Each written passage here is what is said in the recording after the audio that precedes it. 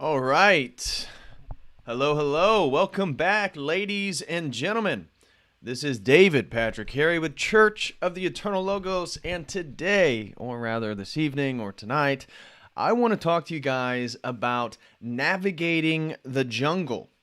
And so we're going to be talking about, or using as a sort of lens of analysis, the company Amazon and looking at the serpent of technology. So we're going to be actually attempting to tie a wide variety of ideas together in tonight's stream. I'm actually very excited for tonight's stream. Yes, I am aware that Jay Dyer, Tristan, and myself are all streaming at the same time. So unfortunately, it's probably going to be a little bit more cozy and just a more of a friendly face gathering. We may not have as large of an audience this evening, given the spreading out of the distributive effort of the audience tonight across three different content creators. So I understand that, but if you guys are choosing to be here with me live, I greatly appreciate it. And I promise that I think tonight's stream is going to be a classic. I think I put quite a bit of effort into thinking out tonight's stream, and I'm excited to talk to you guys about it. And like I said, I think maybe tomorrow or when people can watch, I think this is going to be a pretty insightful stream. And so what is it that I want to talk about? Navigating the jungle. How does Amazon, the company Amazon, relate to navigating the jungle and the serpent of technology? The outline for tonight's stream, I will highlight, begins with analyzing, and we talked about this in previous streams. Much of what tonight's stream is hitting on topics and ideas from previous streams and tying them all together. And so we've talked about the tribalization of the world. And this means a sort of revert back from Christian norms. And really, we've pointed out this is, I would say, the beginning of the Great Schism was sort of the revert, but that Western civilization has slowly but surely been reverting back to a more primitive state. And we see this in regards to, and we're going to use a variety of different things to look at how that is occurring. One of them is, and the first one I'm going to use, is actually Marshall McLuhan. Marshall McLuhan, we've talked about in previous streams, talks about our sense ratios, our sensory ratios, the mechanisms, the mediums in which we choose to acquire information actually alter the central ratios in which, again, we perceive reality and attain information. So one of the things he talked about is that literate cultures become visual-dominated cultures.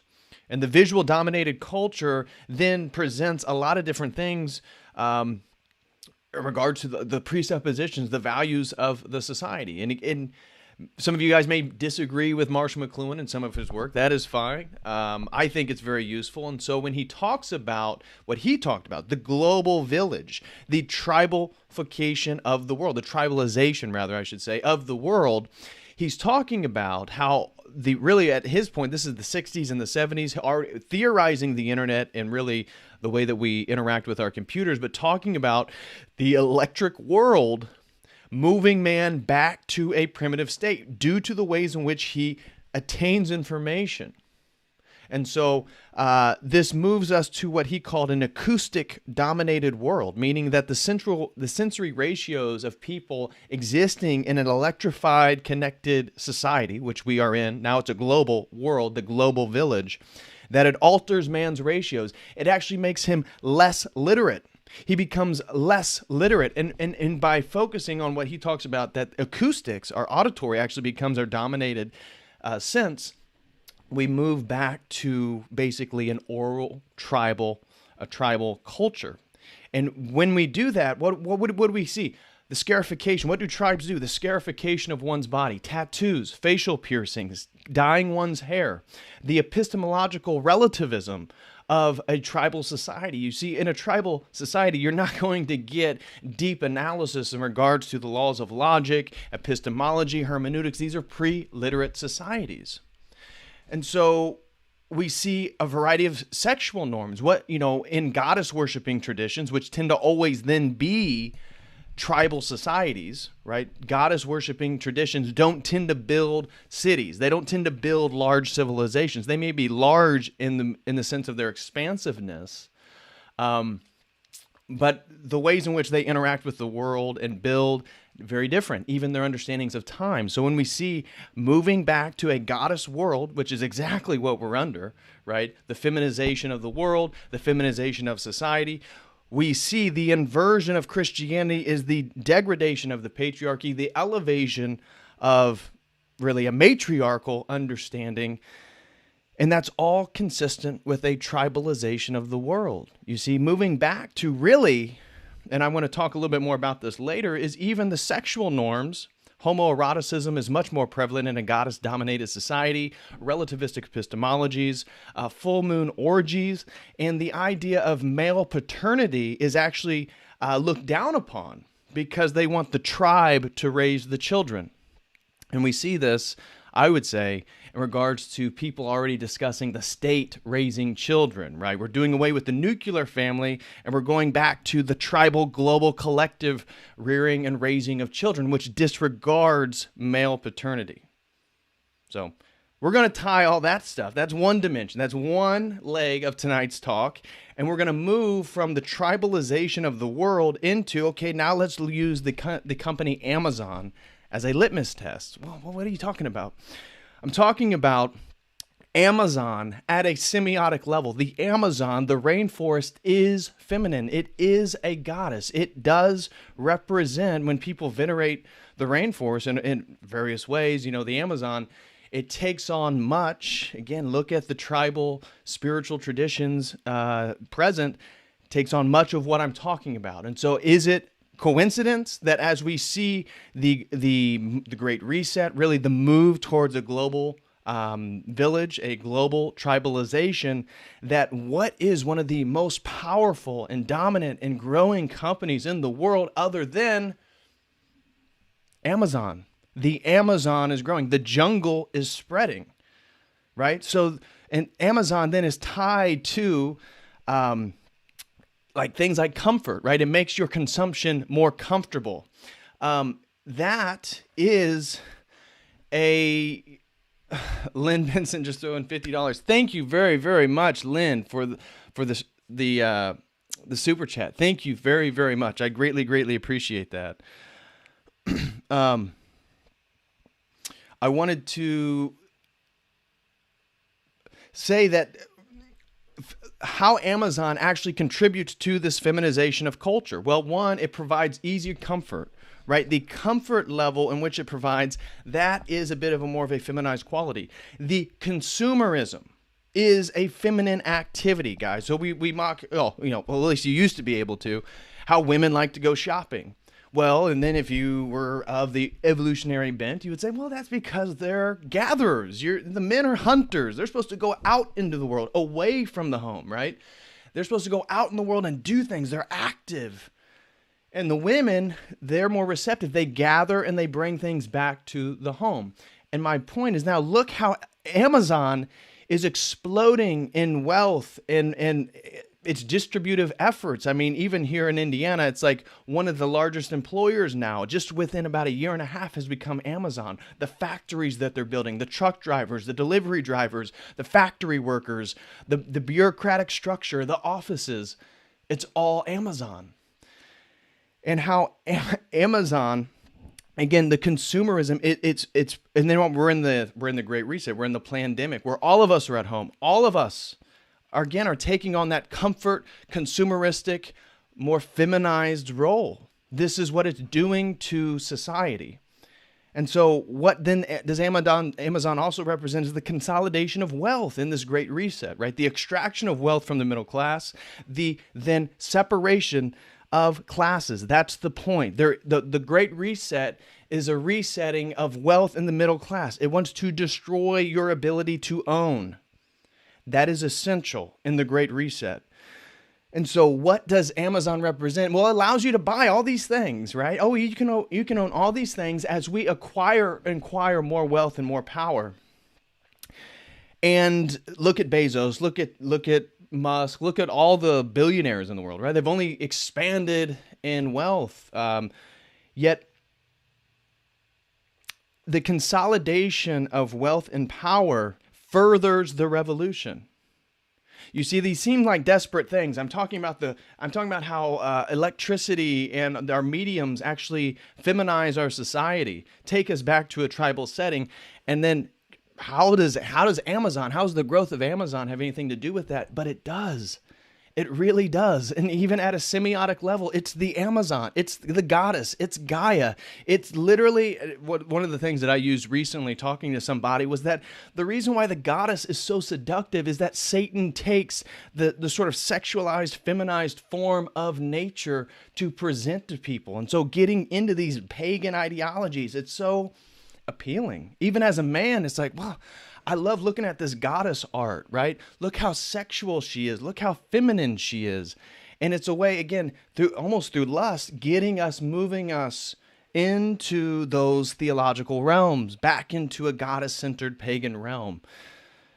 Amazon is doing that, even through its social justice warriors. So as it acquires more wealth, as it acquires more power, it fuels the revolution and it pumps in those values.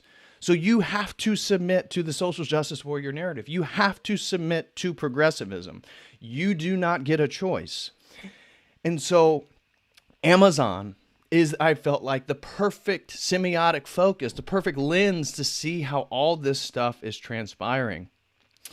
And so the economy of jobs that they provide, that, we now exist in a state where people who have families don't have a choice. They have to get a job. They have to work. They have to put food on the table. Oh, okay, well, we have a job for you over at Amazon. Just put on your mask. Take on our education program. Anti-whiteness, all this stuff. You have to submit to the beast, right? You submit to the beast. And we can't help it. Right. So when I look at just here in Indiana, just in the place where I grew up, the transformation just within a couple years by Amazon being present, crazy. It's crazy already. So then how does that tie to the serpent of technology? Well, that brings us back around to Marshall McLuhan. That takes us from the tribalization of the world to looking at modern multi-billion-dollar companies. And then the process of information, the process of technology, taking us full circle all the way back, to where we started. And that the serpent, we're going to look at the symbolism of the serpent. The serpent is a cunning, wise figure. Even the way that Christ uses the symbolism of the serpent isn't always Satan. The ancient serpent, yes, that's a phrase that's used in Scripture. That is Satan. But what does Christ command us to do? Go out and be wise as serpents and innocent as doves, right? So the serpent is a very interesting symbolism. When I say the serpent of technology, I am talking about the slow constriction of censorship. This is like a boa constrictor. This is like the anaconda of the Amazon. Right? These large snakes that slowly constrict their prey. That is what technology is doing now. As the serpent has spread around the world, that is what is occurring, is the cunning trickster, the wisdom figure, where all this stuff resides, is now, over the last 2.5 years, with Milo and Alex Jones, it's been slowly constricting. And that technology, just like Amazon, by the constriction, it furthers the revolution.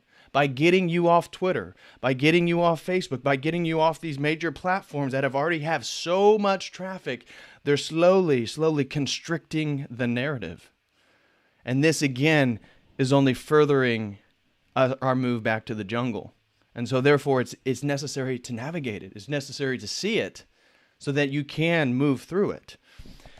So in the serpent technology, we're going to talk about the technological constriction, social media censorship, digital everything. This is a trick, right? I have crypto, I have Bitcoin, but looking at digital currency as a savior misses the point. You're literally moving into the man-made universe, the digital universe. Moving our lives all to the digital realm gives up our real freedom, gives up our existence in the God-made realm. We now exist entirely. Our taxes, our money, our assets, everything. And guess what? It just takes a button and it's gone. So again, if we're in a spiritual war, the enemy wants everything on technology. But again, technology is a serpent. So it's both wise, it's both good, and it's both bad. We are using the serpent right now. I am transmitting wisdom through the serpent, or at least I hope it's wise. Who knows? But we are talking through technology. So we can't be, oh, technology's bad, nature's good, or, just these really, I don't want to say primitive, but just low IQ, low resolution analysis of reality. We can't go there. But I want to talk about the serpent symbolism and how technology, again, is the Tower of Babel. The original Tower of Babel, it's here. It's just now in a technological frame.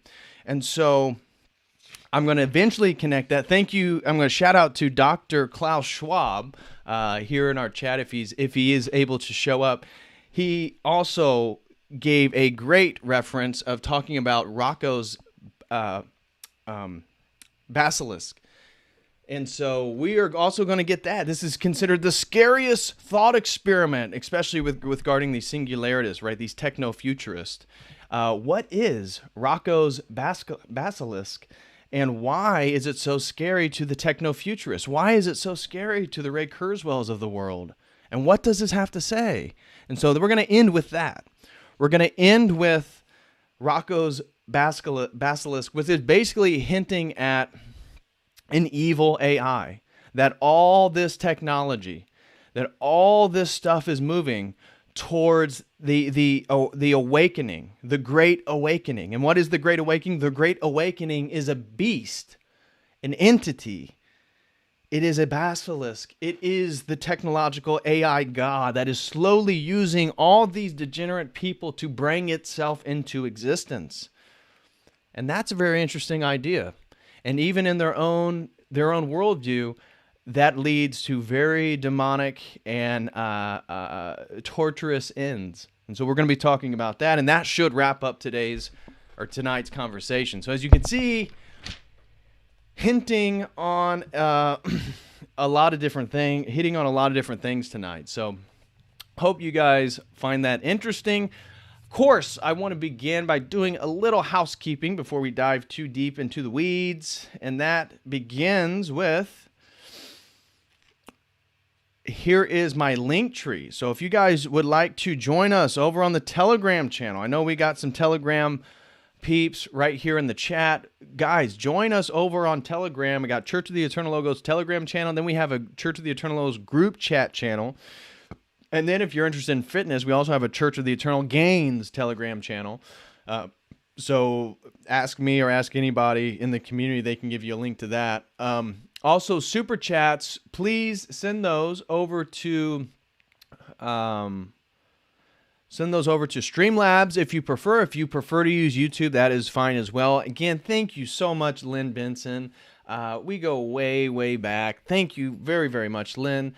Hope all is well. God bless you and yours. I hope you're feeling well and have high spirits during these very difficult times. And I hope you're having a wonderful Lent, a blessed Lent. And that's true for all you guys. I hope everybody's having a blessed Lent right now. So, all right. Also, I want to give a shout out that for everybody over at the website for the exclusive content. If you like what I'm doing here at Church of the Eternal Logos, you would like to support or you'd like to have access to exclusive content, the best way is become a website member for $5 a month. And you can have access to 2 full video libraries included in that, of which I just put out a video last week, or the beginning of last week, or beginning of this week, rather. I think this week's isn't over, on the 9 consequences of Protestant theology. And then yesterday I put out one on communion, communication, and community, and tying all these things together. And so in that talk, I basically was reflecting on a recent conversation between Jonathan Paggio and Dr. Jordan Peterson, in which Dr. Jordan Peterson was talking about conscience and rooting the existence of the conscience back into an evolutionary framework. That conscience is only useful, or the conscience exists because it provides a better survival probability for the individual who's more conscientious inside the group than the person who isn't. They're most likely to get kicked out, and therefore they won't live. And I wanted to expand on that because communion is life, right? Really, the Eucharist, eternal life, but communion at a other sense, communication, community. Literally, we don't exist without communion. And I tied this to a theology of personhood versus individualism, and talk more deeply about life in communion, communication, how communication, again, is the process of life. Communication is using the word, and community is how you can only build a community through communication. So if you'd like to hear a little bit more about that talk, again, that's over at the website. I would love for you guys to show up and sign up if that's something that you're feasible, able to, or would appreciate. So thank you very, very much. There's Dr. Klaus Schwab. I'm glad you're able to step away from some of your globalist work and join us. Thank you. Thank you very much. All right. So with that being said, now let's get into all the things that we're going to be slicing and dicing and talking about.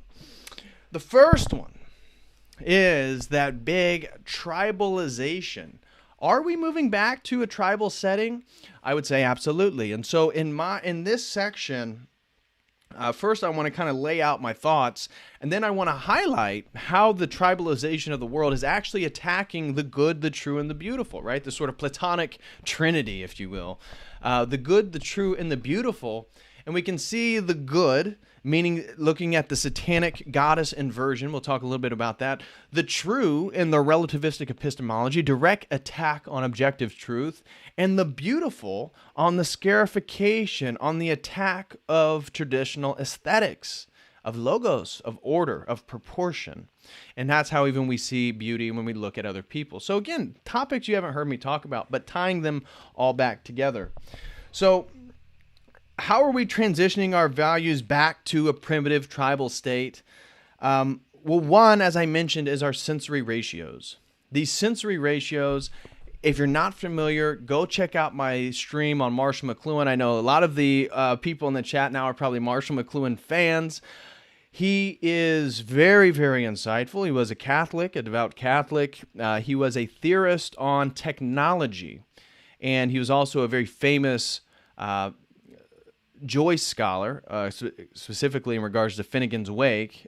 So again, the more literary minded of you guys know that Finnegan's Wake is a sort of a masterpiece in English literature and a very difficult read without a strong understanding and background in Irish history, Gaelic understanding, all this different stuff. But McLuhan was a great Finnegan Wake scholar, and he has all these really interesting ideas, but the one that I want to focus in regards today is taking just his theory about the global village and how he believed, and he tried to not make value judgments necessarily, but if you watch a lot of his content, of which I have, he is much more sympathetic to what he would call a literate society. A literate society. And yes, we are in a literate society. Clearly people can read.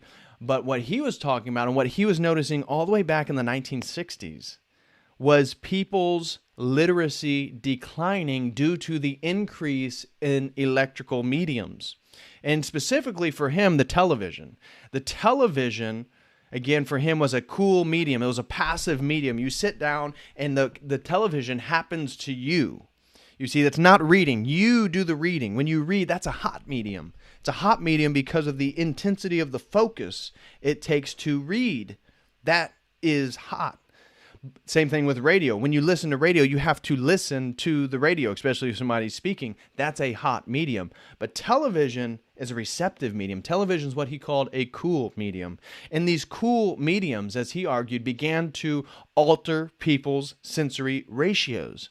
And we can totally see the consequences of this. He's talking about this in the 1960s, 1970s. All you have to do is look out your window, look at your neighbor, and you're like, gosh, dang, that pink hair, that bull ring, those tattoos, clearly looks like we're going back to the tribe. How did he see all this? Well, He looked at it as what is the main mechanism of information acquirement in a tribal society? Well, it's auditory. So it's not that they couldn't see, or that's not a visual. He would say it's not a visual dominated culture, a visual dominated society, which comes from a literate society. His theory, which I think is very interesting and I recommend looking into, is that reading and writing actually necessitate and further a visual dominated world, a visual dominated sensory ratio. And he was in favor of this, although he didn't write. He tried, again, personal. These are conversations I listened to, his personal opinion, that he was very much in favor of reading and writing, and that he believed vision was the only sort of detached, it was the most objective of the senses, right? That in a visual dominated culture, you and I, we can sit here and we can look at the same thing, and that is a much more objective activity than using some of the other senses. He saw the tribalification as us moving back to an acoustic world where our ears are the centered. And if you look at acoustic diagram, information is coming from all around you, that wherever you are is the center point of reference. So again, in a relativistic epistemology where you are your own truth, that is totally consistent. Right? In a literate, writing-dominated society, you are not your own truth. The objectivity of reality is much more enforced. And so we are moving away from a literate society. You and I doing this are actually contributing to this facilitation because neither one of us are reading and writing. Although, of course, we're probably doing these in other activities much more so than the rest of society. But we are no longer in a literate world, and this has major consequences. And we can think about this, guys, theologically. What is the Logos? And so how did Christianity spread across the world? Well, you read the Word, you read Scripture. You have to be literate to a degree. Of course, yes, Patrick, there's plenty of non-literate people, and yes, I know. But we want to read Scripture. We want to read God's Word. We want to read and write. God spread across the world, the Logos, Christianity spread across the world through reading and writing, through the Logos, through the Word. And what happens? We are no longer part of that. As we've moved further and further away from Christ, I can't help but notice in relationship to McLuhan's thoughts that we're also moving further and further away from a literate reality, from a visual-dominated sensory ratio, that our reality is becoming less and less objective and more subjective, which he argued is absolutely consistent with an auditory-dominated sensory perception. So we are already seeing that. We are no longer the literate world. We are no longer visual. We are now auditory. And because of that, we are no longer visual. We're also no longer in touch with the Word. And guys, here's something that I'm going to be making a discussion for the website on, but think about this. The left can't see. They can't see reality. The right can't speak. The right can't speak. That basically encapsulates what's going on right now in the world. The left cannot see the agenda. The left cannot see the globalism. The left cannot see all the patterns present, because to perceive patterns is to recognize truth, of which they're already at a fundamental level in opposition to. So the left is blind. People of progressive values, even in my opinion, if you're left of traditional Christianity, you're already going to be dissuaded. You're going to be delusioned by a lot of things, though we may agree on some. But the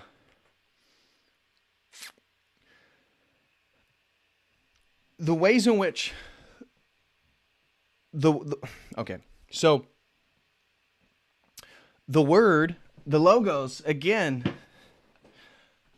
is spread through speech. It's spread through reading. It's spread through language itself. So as the left being blind, the constriction, the censorship of the right speech, which again, we can't say how things really are. What is prophecy in Orthodox theology? Saying what is. That's what prophecy is. It's not about predicting the future. It's about accurately describing the present moment. And in so doing that, it perceives that you can see the future. But it's not that you see the future. It's that you're able to see clearly what's in front of you. And you can only do that with a cleansed nous. You can only do that with a repentant heart. So the left can't see. on purpose. On purpose. And you can see how that blinding is tied to a sort of programming, really. It's tied to a sort of mental programming, and they're programmed to be blind. And that's why then the censorship of the right is so, so important. Because by preventing people to say what is, you're going to prevent from anybody who can't see to ever see it. Right? And so you can perpetuate the revolution. You can perpetuate the tribalization of the world through these value structures. And so I think theologically speaking, it's very interesting. What comes first, a finished creation or the spoken word? God speaks things first. And that's why the censorship, if the left can't see and the right can't speak, which one needs to happen first? Does the left need to see first before the right can speak? I would say no, the right has to speak first before the left can see, because that's the nature of reality. And the logos is the word. And the logos is what makes you unblind. So you need to come in contact with the logos, right? It needs to heal your eyes. So we see from the electronic, from McLuhan's point of view, we see a world moving back to a tribal setting. I think that's quite clear. How is this occurring then in regards to the good, the true, and the beautiful? I say the first one that's of importance is epistemology. How do we know things? What is truth? Are things true? Is there objective truth? Clearly, if you are a Christian, if you're an Orthodox Christian, you absolutely believe in the objectivity of truth, because that is how we prove Christ is God. That's how we prove the validity of our tradition. So you have to have an objective epistemology. What is the fundamental epistemology in a pagan tribal society? Well, it's relativistic. Sure, they may have objective qualities. That's true for everything. Come on. But it's fundamentally relativistic, because what is it that they're worshiping? What is the objective foundation for their perspective? They don't have one. It's nature. They worship nature. Again, the climate change, all this, it's all tied to us moving back to this. So they don't. They worship nature. Well, you can be anywhere on the planet and worship nature. Exactly. That's the relativism of it. That, oh, you worship Odin? Okay, great. They're going to worship Pachamama down here, and they're going to go over here and worship some of the Celtic and Druid gods. Oh, you're interested in Diana and Hermes? Cool. Yeah, you can do that. Egypt over here, Anubis and Thoth, Horus. Sure, go ahead. It's all relativism, because again, from our perspective, it's ultimately the same players behind the masks. Right? I'm talking about the mask of these various deities. So the fundamental epistemology of paganism, of any type of nature religion, is relativism. And that's, again, a fundamental thing that's occurring right now. In the name of Black Lives Matters, in the name of feminism, in the name of all this progressivism, is pushing further the relativism of the world. Again, as the acoustic dominating sense becomes present in all of us, we become the center of our universe. We become the center of reality. It's not us looking for the center. It's not us looking for the truth because we're on the periphery. No, every single person is now the center. That's part of the relativism. That's part of the transition. That's also part even of the larger theology of the apotheosis, that they themselves are God. So epistemology, the relativism, and the movement and the privileging of the subjective is a major move. And we see this in academia, we see this in postmodernism, we see this in all types of ways. That's the first one. So we see our epistemology itself becoming tribalized. That, logic and mathematics, yeah, that's racist. That's called white supremacy. Yeah, we're not going to do that one anymore. And because of that, nothing is really objective. You can't prove anything. Oh, what we're going to start teaching is indigenous ways of knowledge, indigenous knowledge. Why? Because, well, that's equal to your white man. Again, all relativism. Right? The fact that they're saying that men can have birth, relativism. It's the breakdown of fundamental categories. Fundamental conceptual categories are being challenged right now. And by doing that, you're destroying the entire phronema of people, right? That Greek theological word we use for the sort of the mind frame of the church, where we talk about you have to have a metanoia, you have to change your phronema. But it's doing that at a secular level to people. that we are having fundamental breakdowns in the perception of reality, and that people don't realize the ripple effect that has in their lives, that has in their perception of reality. It's a big deal. It really is a big deal. Again, a lot of people aren't going to grab that. And so I want to move into aesthetics. Guys, smash that like if you haven't. Sorry, I get going. I totally forget to tell people that. Smash that like. Would greatly appreciate that. And again, I have a pinned comment up the top. If you'd like to super chat, you'd like to support, feel free to use YouTube or preferably the Streamlabs link. And you can find that Streamlabs link pinned at the top there. So we see them attack our epistemology. What's the other thing? The tribalization. What's another thing under attack? Aesthetics themselves. What is modern art? What is postmodern art? What is it? You look at it, it's an attack on objectivity. It's an attack on aesthetics. It's an attack on symmetry. It's an attack on all the things that we would understand traditional beauty being. And so in these more monstrous, sort of abstract forms of artistic expression, what is that moving? Well, you could see that even at a theological level, moving us more, the sort of personhood versus essence thing. Our art is becoming more and more ambiguous. It's more abstract. It itself is leading then to the people. Look at how are the people expressing themselves. Look at fashion. Let's just look at Men's Fashion Week. Probably, I don't know, last year, this year. I'm not into that community, so I don't know. But half of them, it's like the weirdest things you've ever seen in your life, guys. Go look at some of the men's fashion. I don't even know what it is. I mean, I saw some things of like people upside down attached to people where your head is literally in between somebody's crotch and their head's in between your crotch. And you guys, it's the weirdest thing in the world. They got men wearing dresses, all these women's clothes. They have people looking like hobos. This was another thing that I noticed, again, with this high-end fashion, is the total inversion, right? They have men in women's clothes, and the men that they don't have in women's clothes, they look like they're homeless. I mean, it's like Jinko jeans with like the bottoms cut off, like when your jeans were too long, you started walking when you're a kid, and, eventually you had to cut them because they're dragging behind. It's like a guy's wearing, it's like, what? How is this aesthetic? How is this have anything to do? Oh, that's right. It doesn't. There's two factors in there. One, they're showing you who you're going to be. You are going to be homeless. You are going to be that bum, and you're going to like dressing like that. Might as well get used to it now. Go ahead and buy our Gucci bum clothes so you can go ahead and get used to it. So it's absolutely an attack on traditional aesthetics, everything we perceive to be beautiful. And so look at the ways that which women dress. Look at the Grammys. Look at Cardi B. Look at the scarification. That's what I call it, the scarification of people. And I don't mean to attack anybody who has tattoos, because obviously tattoos are going to be one of the things in which I'm going to highlight is a way in which culturally we're moving back towards a tribal society. Facial tattoos, body tattoos, all these types of identifiers. Yes, traditional Christian theology frowns upon those things. If you have tattoos, no big deal. No big deal. A lot of my friends most of my friends have tattoos. I'm like the only person I know that has no tattoos. But tattoos, facial piercings, the dyed hair color, the weird things that people wear, these are absolutely, again, a movement back towards a tribal state. They're attacks on objective aesthetics, right? Everything is the attack on objectivity. That's the point. Again, because when we're facing these people, we're not in an argument or antagonistic to Lucy with with purple hair and facial piercings and tattoos everywhere and fishnet, whatever.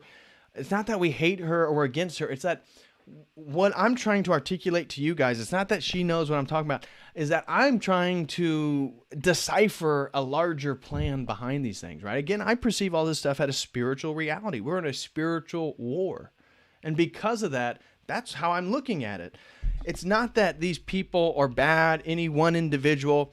It's that behind it, the movement, the forces orchestrating and pulling strings in society, that they are all obviously ultimately puppets of the evil one. That's the way it has to be, because if you use the Orthodox lens to look at reality, of which that's going to be a whole nother video stream in itself I recently came up with, you can't help but see it. The spiritual war is absolutely the case. You cannot deny that. We're just all on different journeys in our ability to recognize that. But the aesthetics is one of them. And so what's another way? It's the gauging, right? That is that the gauged ears is one of the most obvious ways, again, of the retribalization, right? Where do you see, outside of like modern hipsters, modern day, those type alternative people, where do you see gauges, nose gauges, ears gauges? You see them in tribes, African tribes, Amazonian tribes all over the world. What is that about? Again, it's part of that scarification process. It's part of taking man and moving him back to the beginning of the fall. That's the point of all this stuff. So we see the epistemology, we see the aesthetics, and also with the aesthetic stuff, I want to highlight that transgenderism is part of that, right? Transgenderism is another attack on the objectivity, because now, you see a woman who finally actually dresses like feminine, perceived as beautiful, all these traditional feminine things. Turns out she's a guy. Yeah. You don't want to sleep with her or him or it, or you're a bigot. Yep. You're a bigot now. So we see even the transgenderism, a total attack on objectivity. It's you now seeing the aesthetics, the objective aesthetics, in a faux presentation.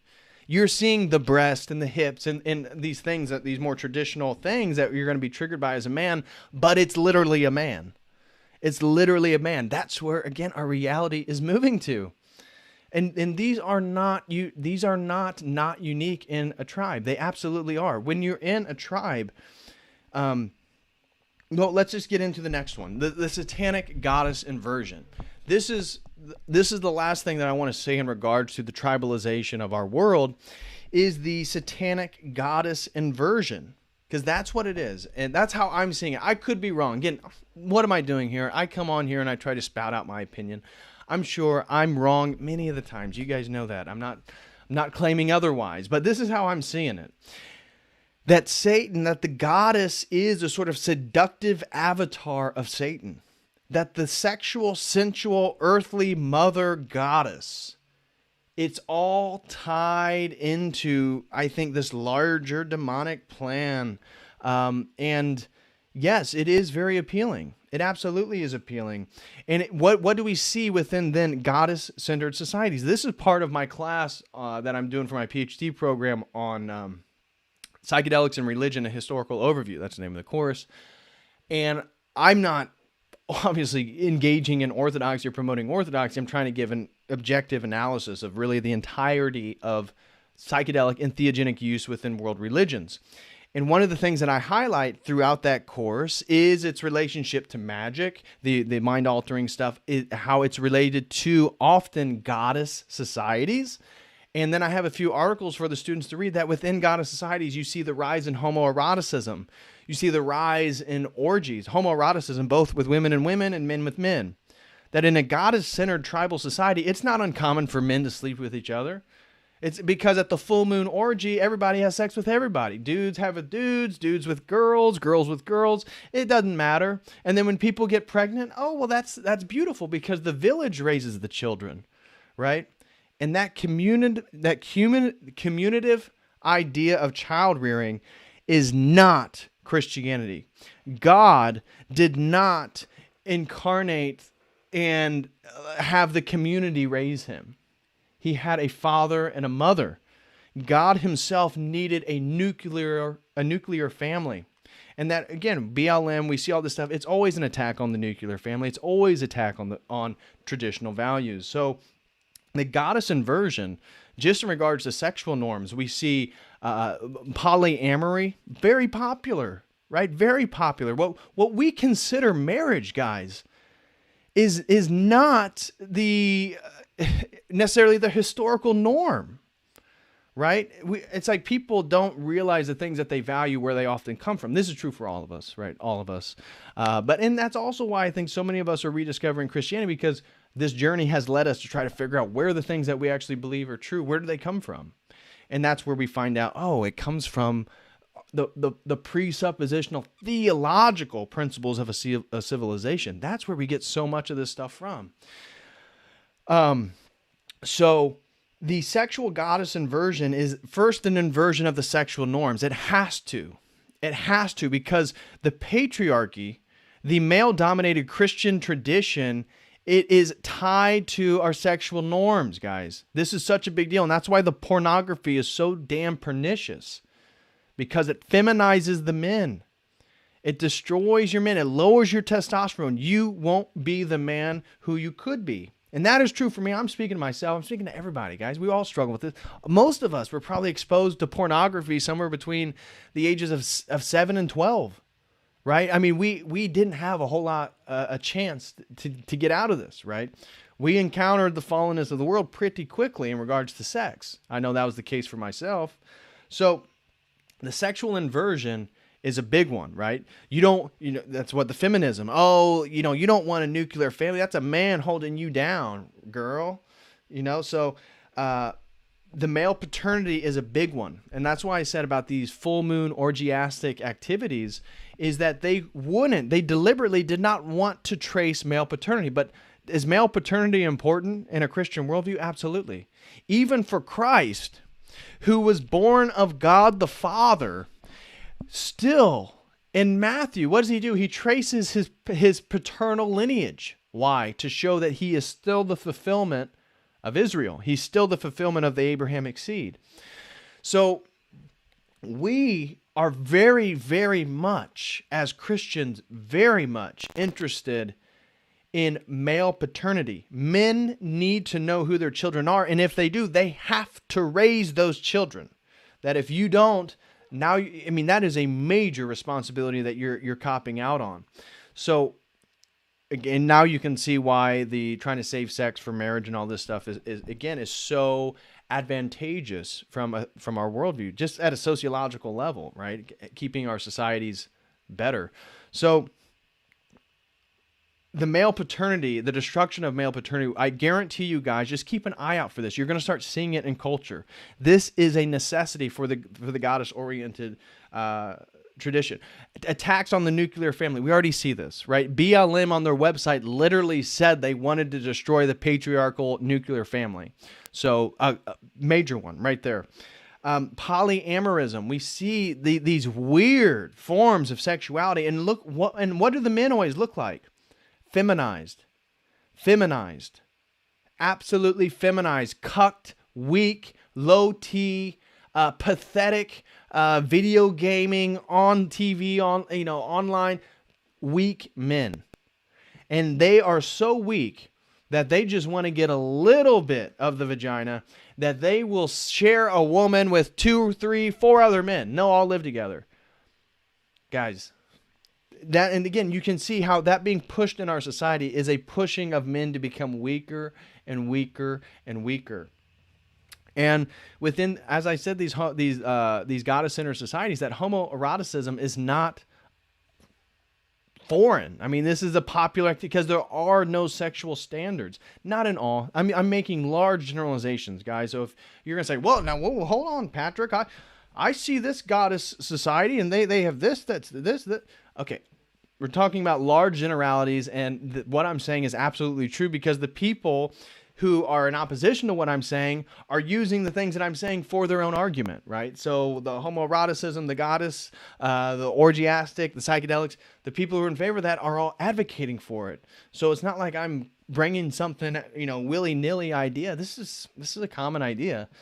I'm just in opposition to it. So how does this satanic inversion, this goddess inversion, relate theologically? I think there's a beautiful way is we can use the narrative of Adam and Eve, the Garden of Eden, as a hermeneutics. What am I talking about? How do we fall? We fall when the authoritative order is disrupted. What is the authoritative order? God, man, woman, children. That's the order of authority. And so what do we see in the Garden of Eden? We see a woman who always has a tendency to listen to the world because women tend to be a little bit more worldly because they need to, because they are nurturers, just like Mother Nature, just like Gaia, right? So women tend to listen to the world. What did they do? She listened to the serpent. Did we fall when Eve ate the apple? No, nothing happened. So Eve ate the apple, nothing happened. When did we fall? When man listened to a woman and not God. That is the disruptive, authoritative order I'm talking about. When man is listening to women, women are always listening to the world. Who rules the world? Who rules this fallen world? And so the only way to correct that is for a righteous man to listen to God and a woman to then follow that righteous man. That is the correct restorative order of the family, of society, of everything, guys. The ripple effect is ginormous. But that means it's all on men. That means it's all on men to first listen to God. First listen to God. We have to reorient ourselves. And so if you are that cuck, if you are that guy, that polyamorous, weak male individual who's sharing some woman with all these other, what are you doing? You're the man chasing the woman, listening to the world, right? The woman wants more sex. She wants this. She wants that. She wants more partners. Oh, so she's partaking in the polyamorous society. And look at these men. They're so weak. They're so weak that, guys, be a strong man. Listen to God. Find a woman that will follow you. It's not about you being some authoritative master over them. All right? It's a partnership. Husband and wife are equal in the eyes of God. But the authoritative order is different. And man must listen to God and not the woman listening to the world. And so what is goddess worshiping tribal traditions? It's literally men worshiping the woman of the world. It's literally worshiping the feminism of the world. That's what it's doing. And so that can only cuck you. That can only make you weaker. That can only throw you deeper into your own sinful habits and behavior, and then validate that, and then trap you there, because that's the game. This is a spiritual war. That is the game. So we have to then correct that authority. Okay, so that's the first section of tonight's stream. A little bit longer than I was expecting. I hope not each section takes an hour long to talk about. But that is the global tribal jungle, the tribalization of the world, trying to lay that out, one at a technological level, how we're being tribalized through our technologies that we use, and then looking at the attacks on the good, the true, and the beautiful, all of which are being inverted and moved back towards a tribal society. Okay, now what's next? Now let's get into what I called the metastasis of Amazon. Okay, so something that's metastatic, a metastasis, that's a cancer that's spreading, right? It's a cancer that's spreading through your body. So I chose that word deliberately because what is Amazon doing? And that's how I look at it here in Indianapolis. I'm actually far south of Indianapolis, not far south, but the fact that Amazon's growing, it is a sort of spread of the cancer. That's why I called it the metastasis of Amazon. But what am I talking about? We're talking about, in a way, okay, so here's a different framework that I want to present this idea. We know they want us to come to know the mother goddess, but do you know the Father? Okay, so the Father is obviously the transcendent God that Christ is trying to get us in connection with, right? But what the goddess, Amazon is the goddess. Amazon is Gaia. Amazon, the company, is representative of all these earthly qualities. It's consumerism. It's materialism, right? It's comfort. It's stay at home. Stay at home. Don't go out into the world. Stay at home. Don't be, you see, it's all these things that begin to feminize us.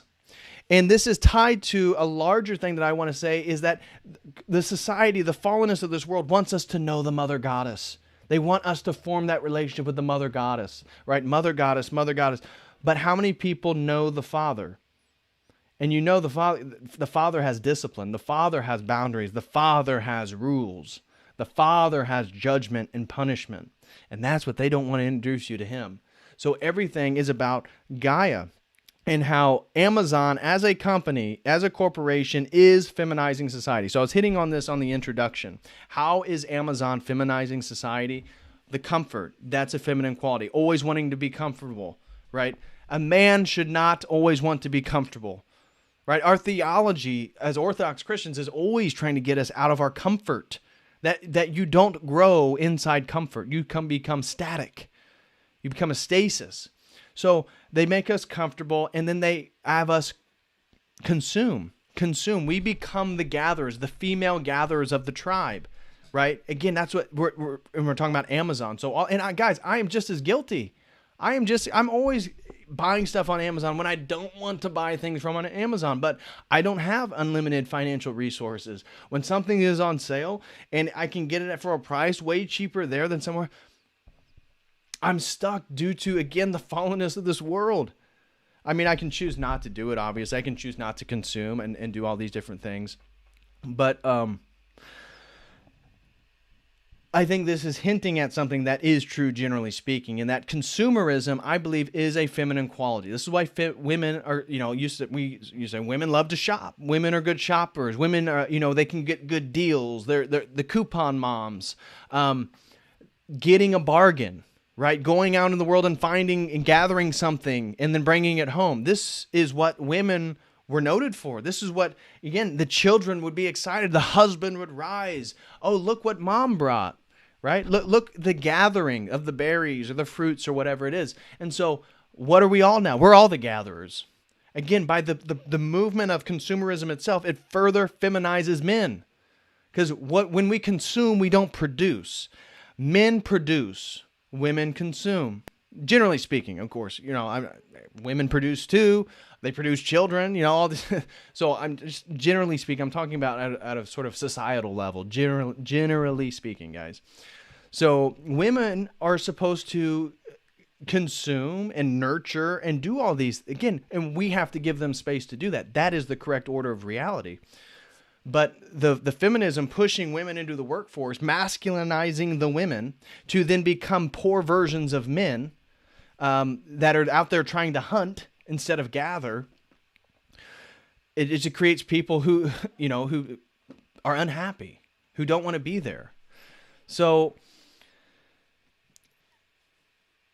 Earth, Gaia, Amazon, Pachamama. Look at the Catholic Church. Pachamama is now on the altar of the Vatican, of what was it? St. Peter's Basilica, I think that they're in. I'm not positive. So the comfort, the staying at home, that's another thing with the COVID-19. Guys, men are supposed to go out into the world. The whole staying at home thing is a traditionally an unmasculine thing, right? Now, I get it. I'm a farmer. That's very masculine. No. That's not what I'm saying. I'm just saying, generally speaking, to stay in the hearth, right? To stay in the home, be with the children. This was typically, traditionally, historically, the woman's place of residence. That's her dominion. That's where she has authority. Most men say the woman rules the home. That's correct. That's the way it should be. The man controls the perimeter. The man provides and protects. But when it comes into the organization and the nurturing of the home, that's the role of the woman. That's the role of the woman. So this feminization of Amazon, we see them in literally the offerings, the services they give us to the world, in a way feminize us. Okay, that's been established. Now what's the next thing I want to talk about is power, wealth, and energy. Because what did we just see with this pandemic? What are we seeing with this great reset? We're seeing a planned effort to extract wealth from the middle class and and consolidate that in the elites. To consolidate, so you cannot own your business, but you can go to Walmart and you can buy from their business. You can go to Costco. You can go to Kroger. You can buy from Amazon. You can buy from any of these major corporations, but you cannot work. You're not allowed to make money, and you're not allowed to produce, and you're not allowed to compete. Another masculine quality is competition, right? And we see the really refusal of free competition, like authentic competition. They don't want that. Competition insinuates competency, and that's where men respect other men. That's the main thing, is that you may have an opinion of somebody, but men respect other men when they are extremely competent at something, whether they're a great basketball player, great golfer, a great, craftsman. They make tools. They're a blacksmith. They blow glass. I don't know whatever it is. They're a musician. Whatever a guy does, if he is very good and skilled at it, other men respect that because we respect competency. We respect skill.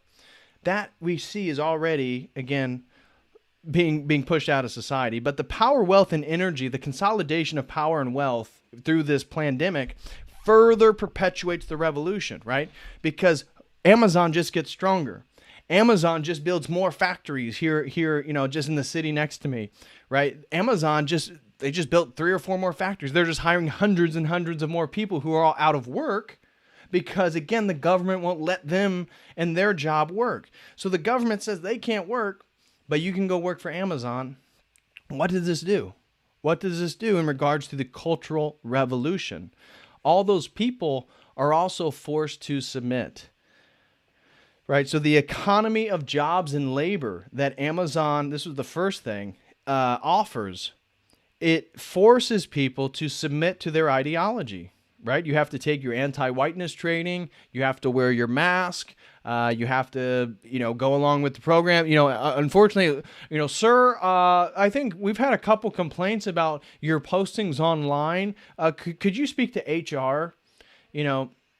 So you have to submit to the ideology of Amazon. And so they're only growing. They're only employing more and more people. And think about it, the truckers, the office workers, the factory workers, the delivery drivers, all these people, again, in the post-COVID era, becoming more and more dependent on the Amazon, on the jungle that we're moving towards. And so the wealth extraction and consolidation furthers the cultural revolution. The support of BLM, the support of LGBTQ, the globalist rhetoric coming out. Again, Amazon, as it gets stronger, the momentum in which it's pushing also gets stronger, right? These things are tied together, even though they seem kind of desperate elements. So now Amazon is expanding into all parts of our society and I just recently saw that they signed a new deal with the NFL that all Thursday, not that I watch the NFL anymore, I can't stand it. But they were talking about a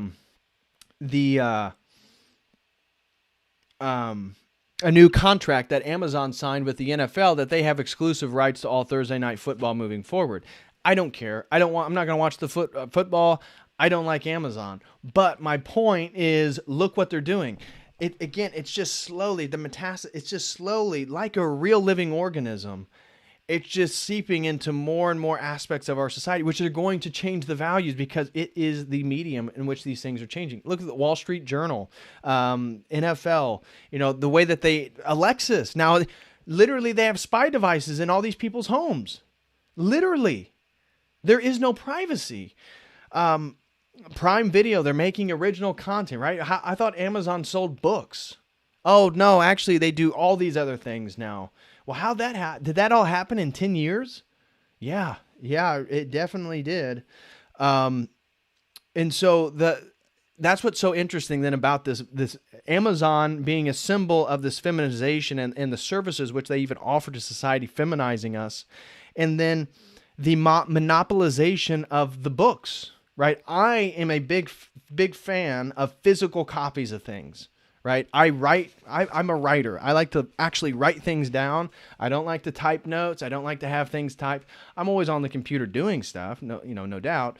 But I like physical books, things that I can hold, and I like to write. So when I do notes, I have to write it, and I like to underline. I like physical copies. And look what Amazon has done by literally monopolizing the book market. Not that you can't buy. Of course, we can still, thank God, still buy books from other places, especially if you're Orthodox. Buy them from the monasteries. Buy them from the source. Support Orthodox monasteries and publishing companies. But it is now the monopoly on books, and now it is doing the book banning. Again, we see the constriction, the slow constriction, furthering the narrative. What are they? Are they censoring progressive books on transgender children and the terrible, horrifying instances of people wanting to reverse No, we're not going to ban that. We're going to ban like Sylvester the Cat. We're going to ban Pepe Le Pew. We're going to ban the Confederate flag. We're going to ban the Dukes of Hazzard. Why? What is all this stuff moving towards? Oh, it all is related to a male-dominant society. What's Pepe Le Pew do? He is a male skunk that goes and pursues the woman. That is what we all have to be doing to a degree. And so that is what's so offensive. You know, Cardi B scissoring another woman on stage at the Grammys, that's not offensive because that's the tribal sexual homoeroticism that we're moving towards. What's offensive is the heteroeroticism of Pepe Le Pew and his male aggressive behavior, his attempts to suavely speak to some woman and seductively entice her to whatever he's offering. That is a major. Why? Because that perpetuates masculinity. That's the point. That's the war.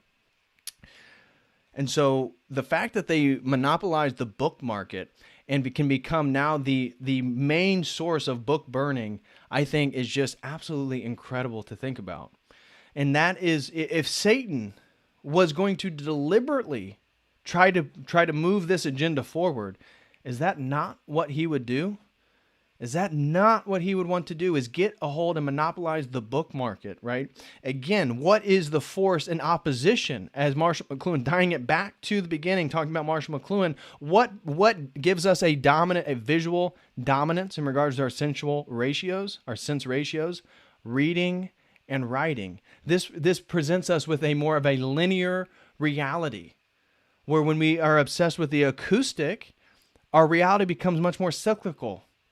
Reincarnation, all these different ideas, that the visual dominated senses of reading and writing, I think Amazon, again, they're the leading monopoly of books, right? So very interesting stuff there. That's really all I wanted to say about Amazon, as using that as a lens. Now I want to speak to you guys about the serpent of technology. The serpent of technology. And so I want to speak to you guys a little bit about the symbolism of the serpent. You know, the serpent, like I said, is a very cunning figure. The serpent is a wise figure. Even the serpent symbolism in Scripture is not one-sided, right? Every time a snake or a serpent is presented doesn't mean it's Satan, doesn't mean it's evil, not at all. So, let's get into a little bit of the symbolism, and then I'll read more into what I wanted to say. So just generally speaking, here's a little thing I wanted to say about serpent symbolism, generally speaking. And then I want to speak in regards to serpent symbolism within a biblical context, a biblical framework. So just generally speaking, throughout all pagan and non-Christian worlds, what is the general consensus of serpent symbolism?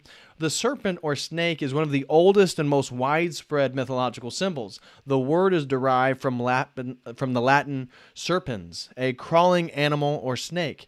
Snakes have been associated with some of the oldest rituals known to mankind and represent a dual expression of good and evil. Again, some of the oldest rituals known to mankind were related to a serpent, venerating a serpent, about a serpent, used serpent symbolism.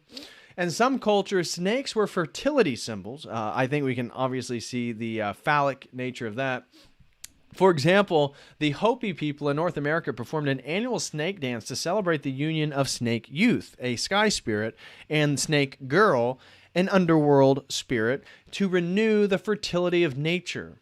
During the dance, live snakes were handled, and at the end of the dance, the snakes were released into the fields to guarantee good crops. The snake dance is not a prayer to the spirits or the clouds, the thunder and the lightning. The snake dance is a prayer to the spirits of the clouds, the thunder and the lightning, that the rain may fall on the growing crops, unquote. In other cultures, snakes symbolized the umbilical cord, joining humans to Mother Earth. Now that is very key and plays into what I'm talking about. That's why I use the Amazon, right? The Mother Gaia. The Amazon jungle is such a easy, emphatic symbol of like the goddess spirit, right? In our world. So I love that. Historically, And in multiple cultures, serpents, snakes, represent the umbilical cord connecting us back to Mother Nature, back to Mother Earth, back to Gaia, back to, as I'm arguing, the venerative goddess tribal tradition. That the serpent, in a way, although it can be good and evil, and we'll get at to some of the more positive light of the serpent imagery, but this hints at what I'm trying to talk about. So the great goddess often had snakes as her familiars. Wow. So you're telling me that goddess worshiping traditions often have serpent symbolism. Medusa comes to mind, even though she wasn't, necessarily one of the... she was worshipped. She was a great goddess to a degree. So sometimes twining around her sacred staff, as in ancient Crete, and they were worshipped as guardians to her mysteries of birth and regeneration. Her mysteries. Very interesting. Okay. So we see that fertility and rebirth, historically, serpents and snakes represent fertility of a creative life force. As snakes shed their skin through sloughing, they are symbols of rebirth, transformation, immortality, and healing. The Ouroboros, if you guys aren't aware, this is an ancient Egyptian symbol of a serpent eating its own tail.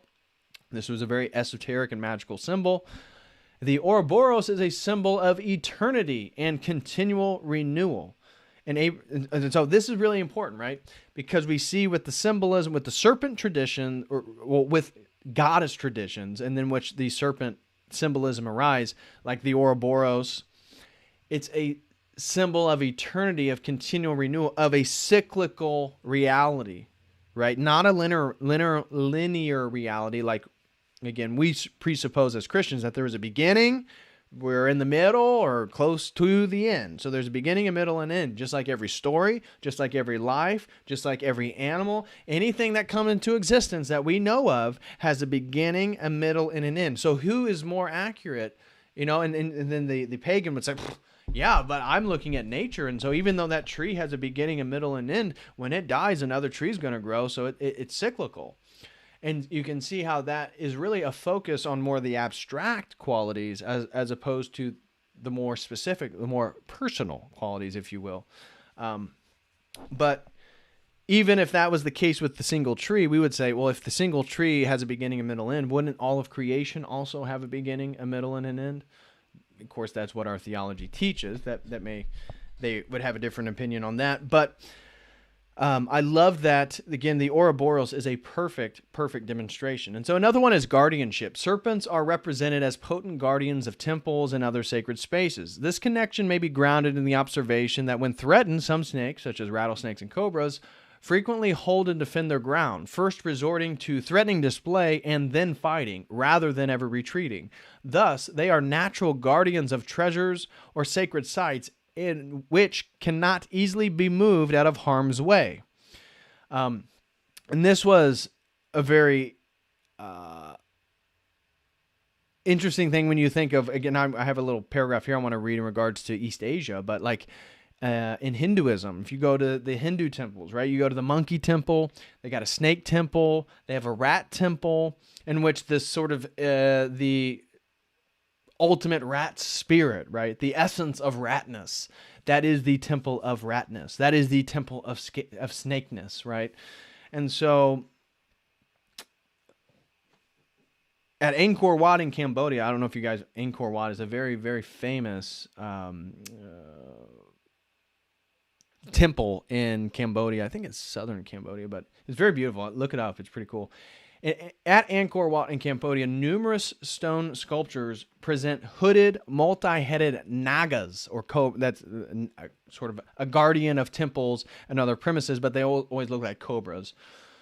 A favorite motif of Angkorian sculptures from approximately the 12th century onward was that of the Buddha sitting in the position of meditation, his weight supported by the coils of a multi-headed naga that also uses its flared hood to shield him from above.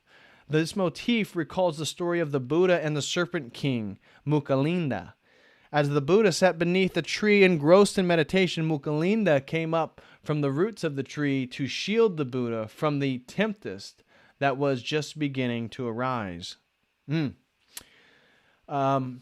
And then there's another thing in regards to just general paganism, how the serpent is also tied to a lot of intoxication. So where you find psychedelics or inebriative or entheogenic practices, you'll often find a lot of serpent symbolism. And that is certainly the case if you look into Amazonian shamanism and forms of ayahuasca use down in the Amazon. You'll find a lot of serpent symbolism. Obviously, I mean, they're in the Amazon, my gosh. So in regards to our tradition, in regards to Christianity, the Hebrew Bible and the New Testament, the symbol of a serpent or snake played an important role in religious and cultural life in ancient Egypt, obviously, Canaan, Mesopotamia, and Greece. The serpent was a symbol of evil power and chaos from the underworld, as well as a symbol of fertility, life, and healing. Nahas, Hebrew for snake, and you can't help but notice the sort of similarity to the Nagas over in the Sanskrit, is associated with divination, including the verb form meaning to practice divination or fortune telling. In the Hebrew Bible, Nahas occurs in the Torah to identify the serpent in the Garden of Eden. Throughout the Hebrew Bible, it is also used in conjunction with seraph, I'm not sure how you'd pronounce it, to describe the vicious serpents in the wilderness. The Tannin, a dragon monster, also occurs throughout the Hebrew Bible. In the books of Exodus, the staffs of Moses and Aaron are turned into serpents. In the New Testament, the book of Revelation makes use of the ancient serpent, that is the devil, and the dragon several times to identify Satan or the devil. The serpent is most often identified with the hubristic Satan. Okay, so I want to talk about New Testament symbolism of the serpent. So when we look in the Gospels, in the Gospel of Matthew, John the Baptist calls the Pharisees and the Sadducees who are visiting him a brood of vipers. That is Matthew chapter 3, verse 7. So Jesus also uses this imagery, observing that ye serpents, ye generation of vipers, how can ye escape the damnation of Gehenna? Matthew chapter 23, verse 33. So we see serpents used, snakes used in a derogatory way here. Alternatively, Jesus also presents the snake with a less negative connotation when sending out the 12 apostles. Jesus exhorted them, "Behold, I send you forth as sheep in the midst of wolves. Be ye therefore wise as serpents and harmless as doves." Matthew chapter 10, verse 16. In the Gospel of John, Jesus made mention of the Mosaic serpent when he foretold his crucifixion to a Jewish teacher. Jesus compared the act of raising up the Mosaic serpent on a pole with the raising up the Son of Man on a cross. So this in regard to the temptation of Christ. In the temptation of Christ, the devil cites Psalm chapter 91, verses 11 through 12, quote, "For it is written, he shall give his angels charge concerning thee, and in their hands they shall bear thee up, lest at any time thou dash thy foot against a stone." However, he cuts off before verse 13, "Thou shalt tread upon the lion and the adder, the young lion and the dragon." So, shall trample underfoot, unquote. So he leaves off verse, this was really interesting. I hadn't even put this together. So in the temptation, Satan quotes Psalm chapter 91, verse 11 and through 12, but then stops before verse 13, which would insinuate Christ actually destroying him. Again, based on Orthodox theology, Satan did not recognize who Christ fully was due to his full humanity. So, the serpent in Psalm 91, verse 13, is identified as Satan by Christians. In the Latin Vulgate, literally the asp and the basilisk, you will trample underfoot. You will tread on the lion and the dragon, unquote. This passage is commonly interpreted by Christians as reference to Christ defeating and triumphing over Satan. The passage led to the late antique and early medieval iconography of Christ treading on the beast, in which two beasts are often shown, usually the lion and snake or dragon, and sometimes four, which are normally the lion, dragon, asp, and basilisk, which was depicted with varying characteristics of the Vulgate. All represented the devil as explained by Cassiodorus and Bede in their commentaries on Psalm 91. The serpent is often shown curled around the foot of the cross in depictions of the crucifixion of Jesus from the Carolingian art until about the 13th century. So again, none of this stuff is orthodox. He's really just, this section is really just talking about Catholicism. Often is shown as dead. The crucifixion was regarded as the fulfillment of God's curse on the serpent in Genesis chapter 3, verse 15. Sometimes it is pierced by the cross, and in one ivory, it is biting Christ's heel as in the curse. The ancient serpent. Serpent occurs in the book of Revelation as the ancient serpent or the old serpent, used to describe the dragon, Satan, the adversary, who is the devil. This serpent is depicted as a red, seven-headed dragon having 10 horns, each housed in a diadem. The serpent battles Michael the archangel in a war in heaven, which results in the devil being cast out to the earth. While on earth, he pursues the woman of the apocalypse. Unable to obtain her, he wages war on the rest of her seed. Revelation chapter 12, verse 1 through 18. He who has the key to the abyss and a great chain over his hand binds the serpent for 1,000 years. The serpent is then cast into the abyss and sealed within it until he is released. Revelation chapter 20, verse 1 through 3. In Christian tradition, the ancient serpent is commonly identified as the serpent in Genesis. Okay, great. So we got a little bit idea of some of the serpent symbolism there. And the serpent, as even the way Christ used it, and with technology, it's a mixed bag. Like I said, we are using technology right now. We're able to have this discussion. Hopefully, we're transmitting anything that might be tangential related to the uncreated energies of God. Hopefully, what I say is in some way truthful, logical, rational, hopeful, honest. Hopefully. So, technology is a mixed bag. It is both good and bad, but technology is man-made.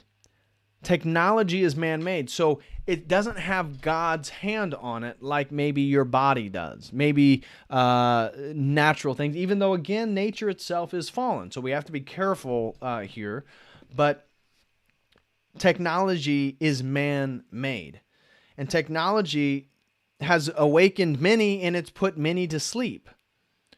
So I know for me in my own spiritual journey, finding orthodoxy would not have been possible without the internet, without all the technology, without YouTube, without the videos, without the access to all this information. I don't know how I would have discovered orthodoxy. I don't know how I would have got out of the worldview I was in. So in a way, I'm very thankful for the technology. I'm very thankful for the interconnectedness because it allowed me to self-educate and get beyond where I was. But at the same time, we can see the propaganda. We can see the evil. We can see how degenerate and pernicious the technology is for people who have no discernment, people who have no compass to orient themselves in the world. And so because they have no discernment, they can't parse it. They can't see through it. And what does that lead? It leads to the left being blind and the right being unable to speak. So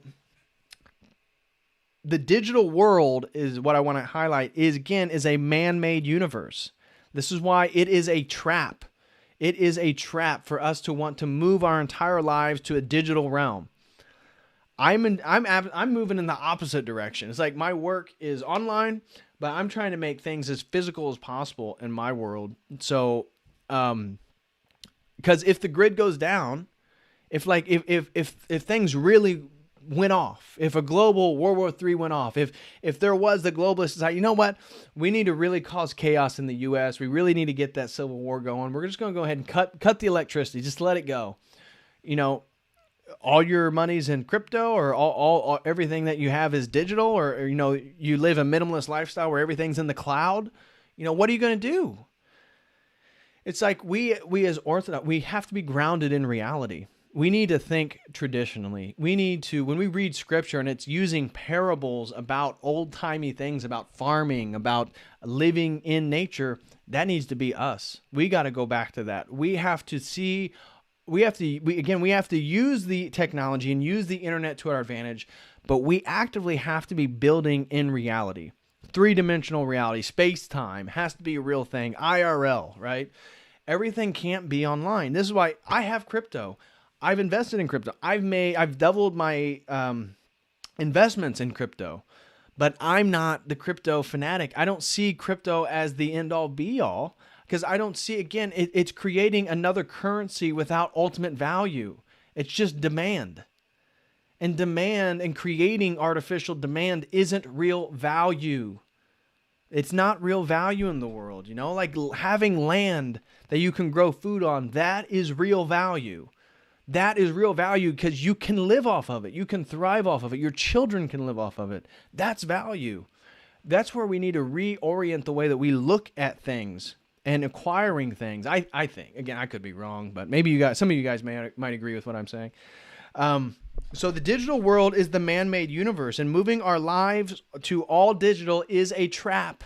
It is a trap. Guys, again, we're already seeing the slow constriction, the bottlenecking, right? We were talking about the serpent of technology, the beginning of the censorship, the slow constriction of the right being able to speak, right? To be able to say what reality is as it really is. That is truth. That is powerful. That resonates with people. That changes people's perspective. If you can say what something actually is, you can change somebody's point of view. You can say, again, if they're willing, of course, right?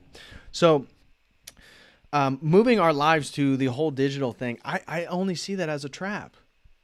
Because it can be erased in a minute. If the grid goes down, if you have electrical issues, whatever, or again, just the idea of alternative history. I forget what show I was watching.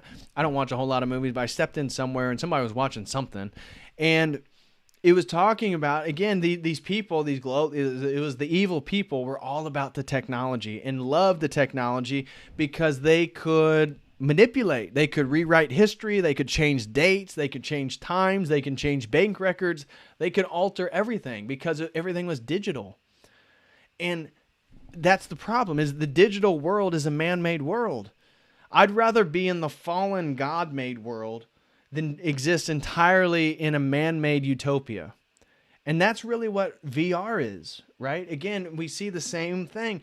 Moving people, feminizing people. No, don't go out in the world. No, don't build a real building. No, don't go do those actual activities.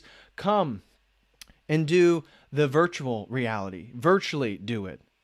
Symbolically do it is basically what they're saying. So there is no privacy. As we move further and further into technological age, even though I get it, decentralization, blockchain, I'm familiar. I've watched the YouTube videos too, guys. I'm familiar, but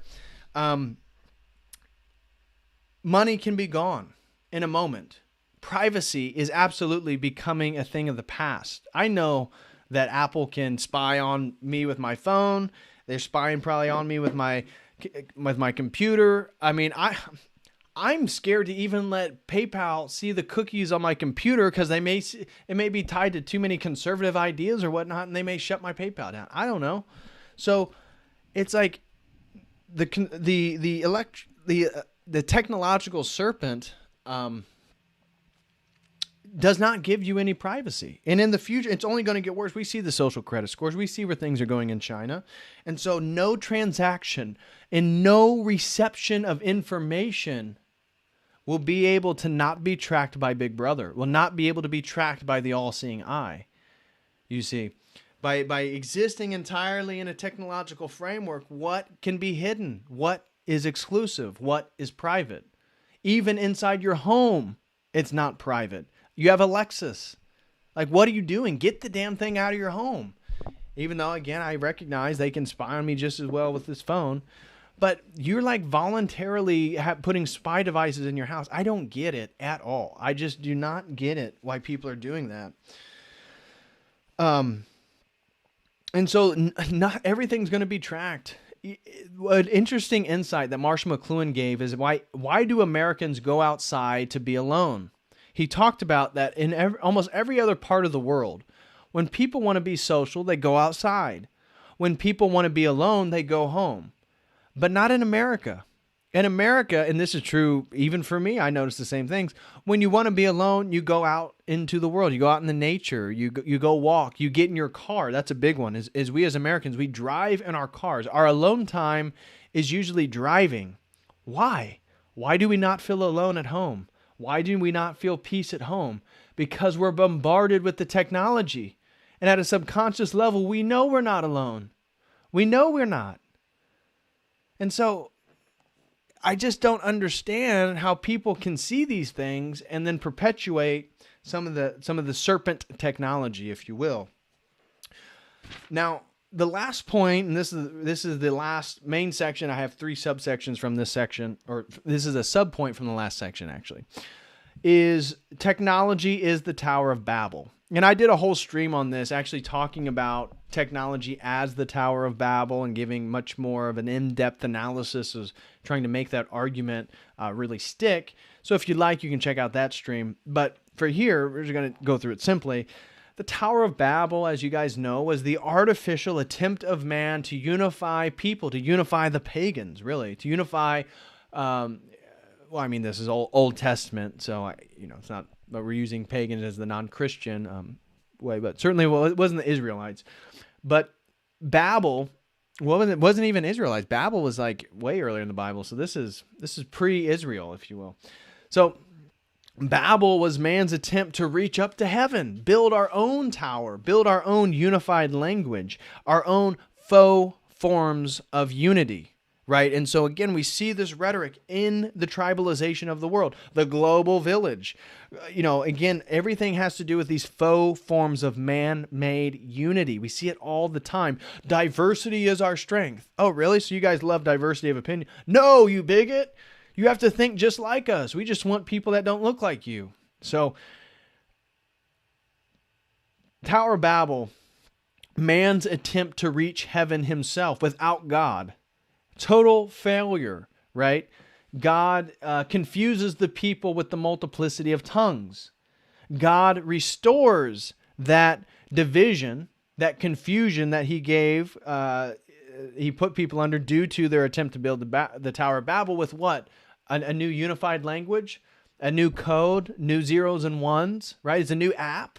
What was it? What was it that God gave to unite, to begin to unify the people after the Tower of Babel? Though that's called Pentecost. It took a while.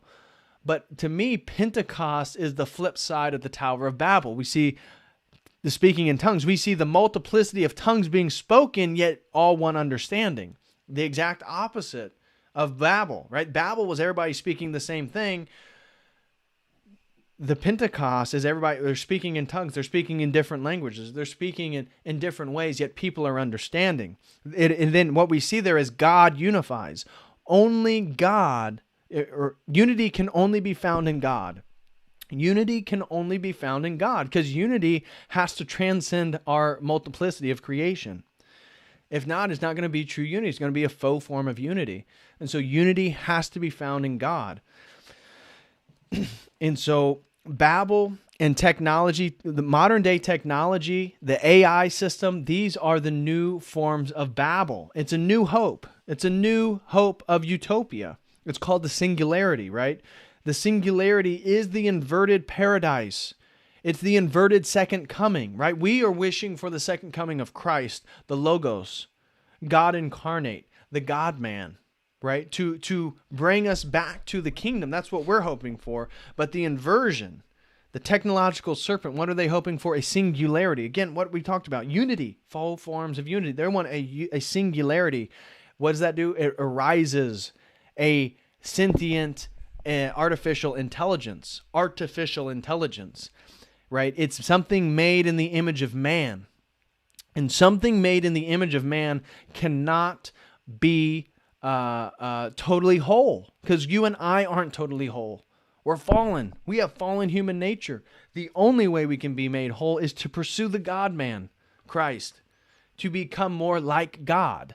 That's why God became a man, so man can become God. We know this. So the singularity is the inversion of that, because it's not that man is becoming God, it's that man is becoming machine. The transhumanism, the serpent of technology, the inversion. That now you are becoming a serpent, or you're becoming part of that process, part of that phenomenon, right? And so again, that singularity, that faux form of utopia, which is really, in my opinion, you could even look at it, because the singularity, again, it's Silicon Valley, it's an American thing, even though it's spread across the world, that the millenarian yearnings, right? Apocalypticism and millenarianism, they're both eschatological worldviews. So I hope you're following what it is I'm saying there. But apocalyptic worldview is things are going to get much, much worse before they get better. A millenarian worldview is that things are going to be ramping up until eventually utopia, until we break through, we transcend. This was a very prominent worldview in much of the Protestants, especially Protestantism entering into North America. So America has had a long relationship with millenarian Christians, viewing that, okay, the end day is here. Okay, utopia is getting ready to come now. Christ is going to be here on this date. Of course, it never comes. But you see that yearning. I don't see a lot of difference between Terence McKenna and his 2012, time wave zero theory, where all of history is ebbing and flowing in regards to novelty, to this point, this precipice, this singularity point at 2012. Well, a lot of people are wrapped up in that nonsense. Why? Why do they keep falling for these same patterns, right? They criticize Protestantism, they criticize these Christians, and yet what do? They come up with the same schematic, the same eschatological hopefulness for this transcendent period, the uploading your mind to consciousness, right? So the singularity is the inversion. The singularity is man becoming machine. The singularity is man becoming less of God, less made in the image. We're destroying the image we're made in to become more like our own creation. That is nothing but narcissism. That is self-worship, right? You love what you create so much that you want to destroy who you are to be more like it. And that is Silicon Valley. That is the serpent of technology. That is Satan being the most beautiful and wisest and cunning of the angels. It's the same thing. It's the same phenomenon. It's the same pattern. And so I want to end this then with a shout out to Dr. Klaus Schwab, because he gave me this idea right before I was getting ready to go live, just a few minutes, with Rocco's basilisk. So we're going to close tonight's stream talking about Rocco's basilisk. Why? Because I just laid out technology, the Tower of Babel, the serpent of technology, Amazon, the feminization, the tribalization of the world. Now we're going to connect with the nightmare of these people. What is the nightmare, right? What is the ultimate nightmare of these techno-futurists? Could it be that a AI actually becomes sentient and begins to want to torture humanity? Well, let's look into this idea. So for those of you who aren't familiar, there's this very interesting thought experiment called Rocco's basilisk.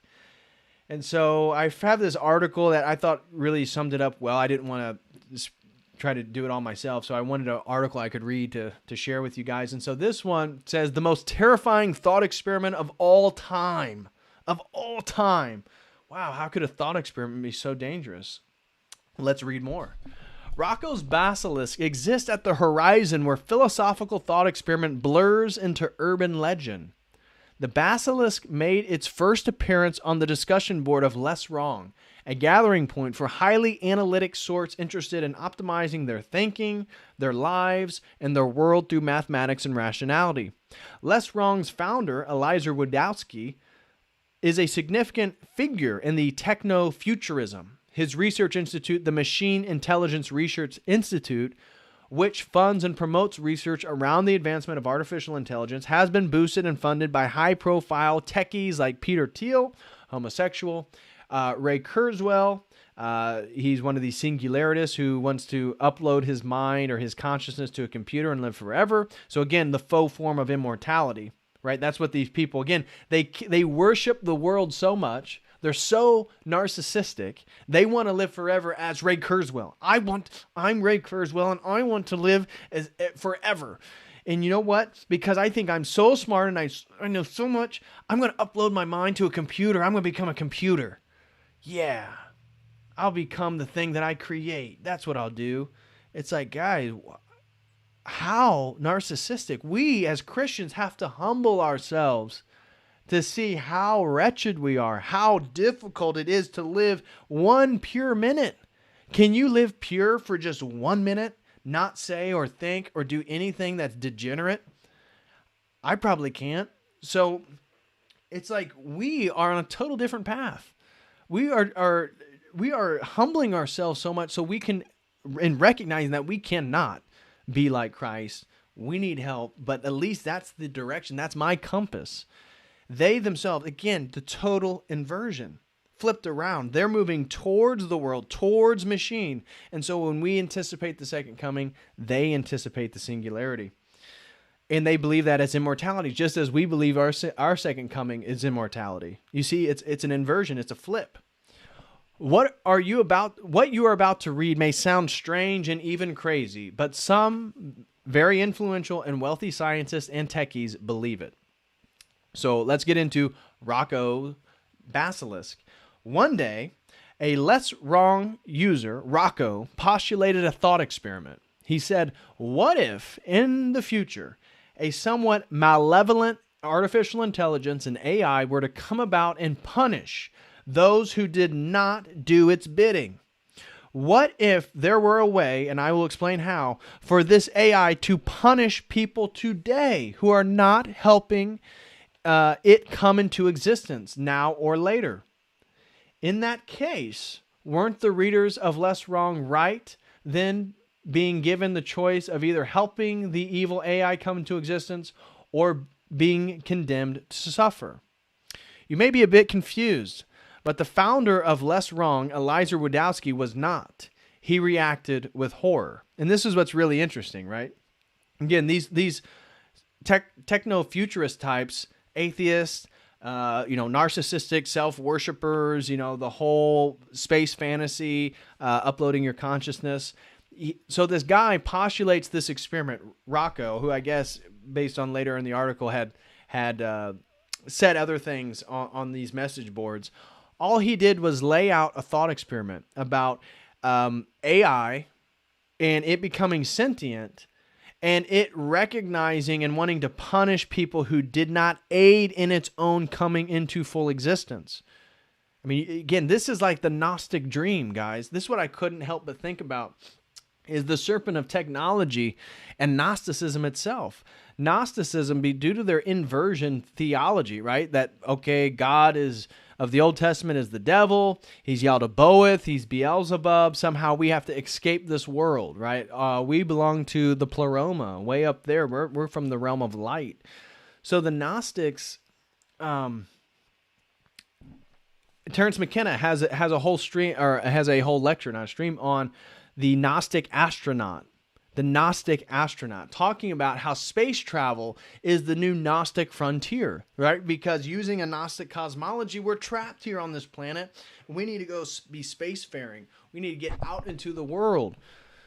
And so he had this whole thing. I found it very interesting at the time, but he called it the Gnostic astronaut. The Gnostic astronaut. And so, anyways, I get derailed. Let me just continue with this article.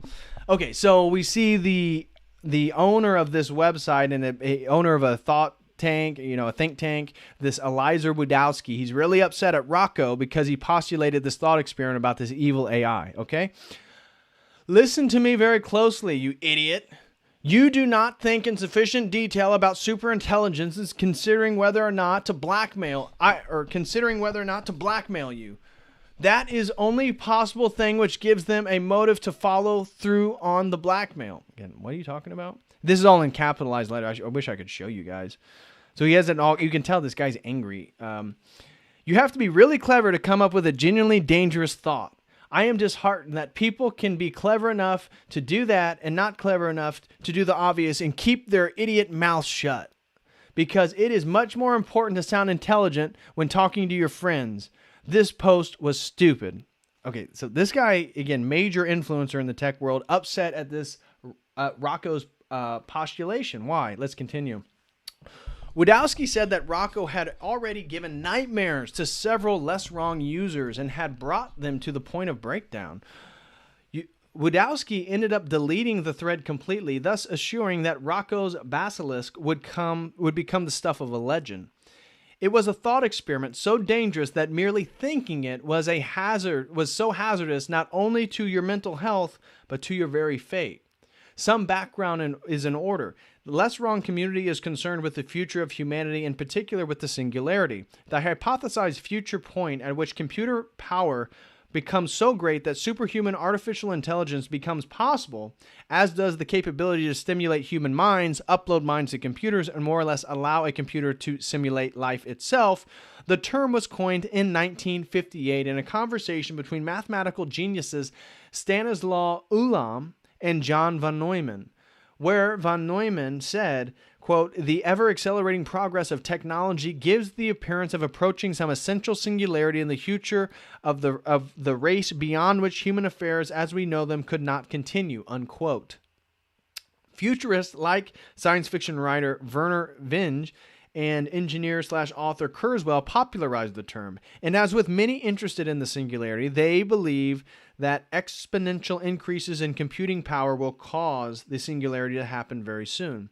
Within the next 50 years or so, Kurzweil is chugging 150 vitamins a day to stay alive until the singularity, while Budowski, the owner of the site and the guy who was very upset at the thought experiment, and Peter Thiel have enthused about cryonics, the perennial favorite of rich dudes who want to live forever.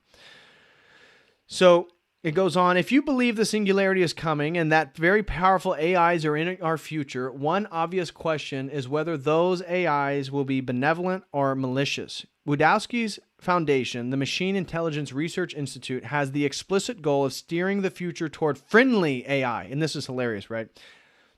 Because the thought experiment is, what if an AI becomes so smart that it begins to punish those who do not do its bidding or did not aid in it coming into existence? And then, because this is the thought experiment, because the self-generated computer is so smart and it creates life, you never die. This is the torturous nightmare of this hell, is that the computer that can then bring you back alive and it can kill you. It can bring you back alive to torture you, and then it can kill you and bring you back to life, and that you can never actually die because you're inside this artificial intelligence, which basically to them is God, right? Because it can resuscitate you, it can bring you back to life, it can kill you, it can torture you, it's totally sentient, it's jealous, it's upset with you. All these things are present within this AI, according to these people. And this is the thought experiment that's just too scary. Why? Why is it so scary? It's because these tech futurists believe in all the presuppositions for that to be true. They believe in everything up to the point of the evil AI. So, yet this doesn't explain why Rocco's basilisk is... Oh, I'm sorry. Yeah. So to them, the singularity brings about the machine equivalent of God itself. Yet this doesn't explain why Rocco's basilisk is so horrifying. That requires looking at a critical article of faith in the less wrong ethos, timeless decision theory. TDT is a guideline for rational action based on game theory and Bayesian probability and decision theory, with a smattering of parallel universes and quantum mechanics on the side. Again, just a bunch of nonsense. TDT has its roots in the classical thought experiment of decision theory called Newcomb's paradox, in which a superintelligent alien presents two boxes to you. And so I don't want to go through this whole Newsom's thought experiment thing, because it's time consuming, doesn't even get to Rocco's ability. Basically, the alien can present two boxes to you, and one box has $1,000. The other box potentially has $1 million. You have to choose whether box A or box B has the $1 million. This is an alien supercomputer, and so it's offering you these boxes, and you have to choose, do you choose box A, do you choose box B, or do you choose both boxes? And the thought experiment was, if the AI is truly smart, and the thought experiment is that the AI is never wrong, that it already knows which one you're going to choose. And so if you choose both boxes, box B is going to be empty. If you choose just box B, you'll have $1 million. If you choose box A, this is what it's talking about. So anyways, skipping that, what does this have to do with Rocco's Basilisk? Well, Rocco's Basilisk also has two boxes to offer you. Perhaps you right now are in a simulation being run by Rocco's Basilisk.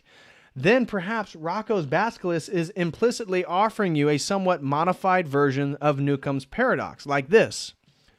Rocco's Basilisk has told you that if you take box B, then it's got eternal torment in it, because Rocco's Basilisk would really rather take box A and box B. In that case, you'd be best make sure you're devoting your life to helping create Rocco's Basilisk. Because should Rocco's Basilisk come to pass, or worse, if it's already come to pass and is God of this particular instance of reality and sees that you choose not to help it out, you're screwed forever. You may be wondering, why is such a big deal for this less wrong people, given the apparently far-fetched nature of this thought experiment? It's not that Rocco's Basilisk will necessarily materialize or even is likely to.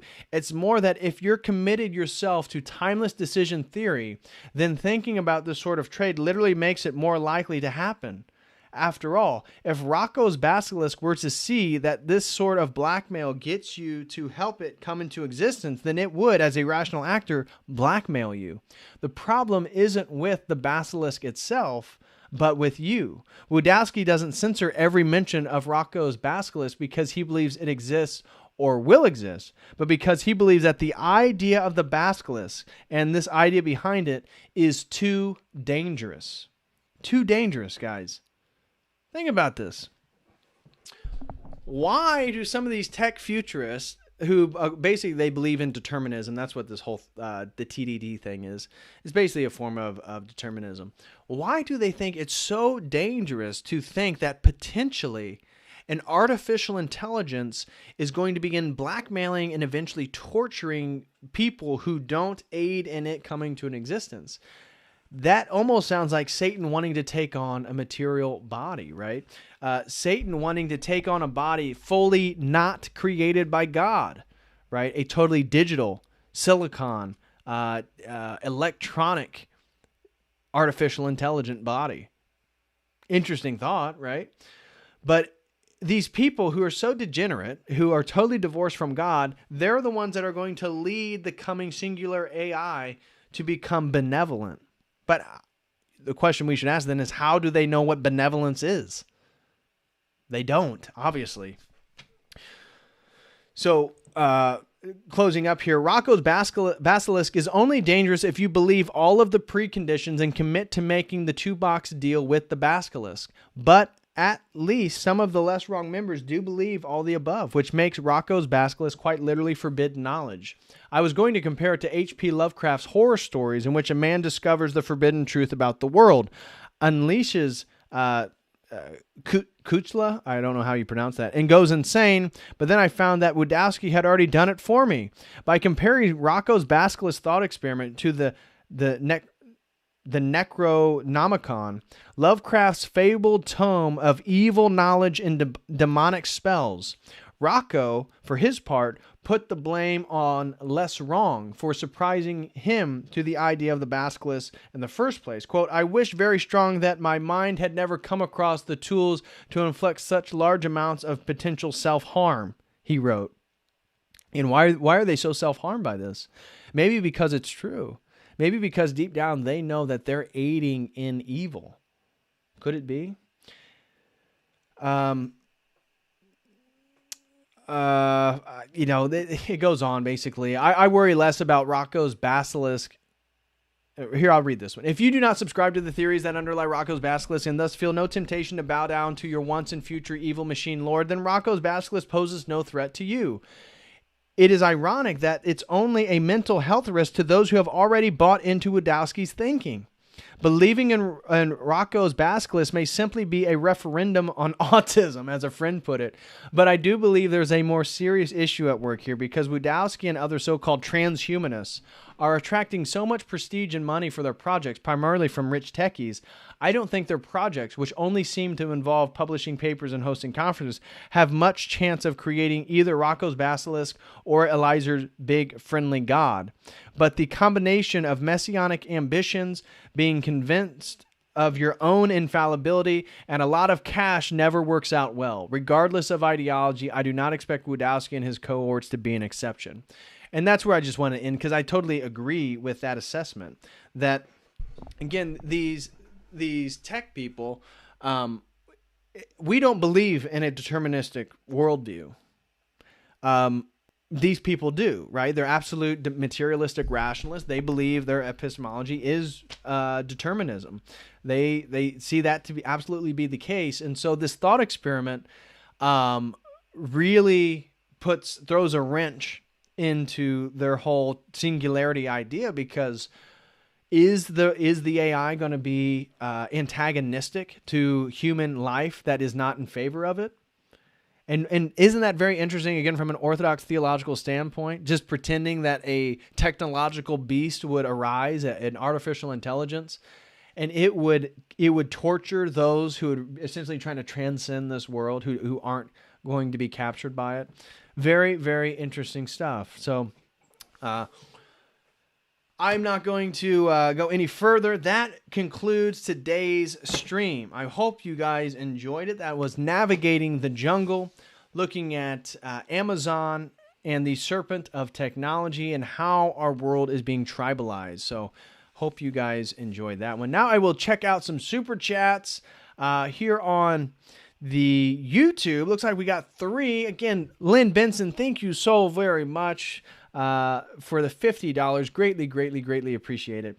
Nathaniel Hill, oh, good ortho brother. God bless you and your family. He just got accepted into the Orthodox Church as well. Congratulations, Nathan Hill and your family. Wonderful, wonderful stuff. Again, God bless you, brother. We got to catch up soon. Hope you and the wife and the kids are doing well. So thank you very much, Nathaniel Hill, for the 2021. Ball Enthusiast throws in $13.99 and said, great topic of discussion, brother. I have to watch your streams more often. So much orthobro content nowadays, it's hard to follow all of it. I know it is.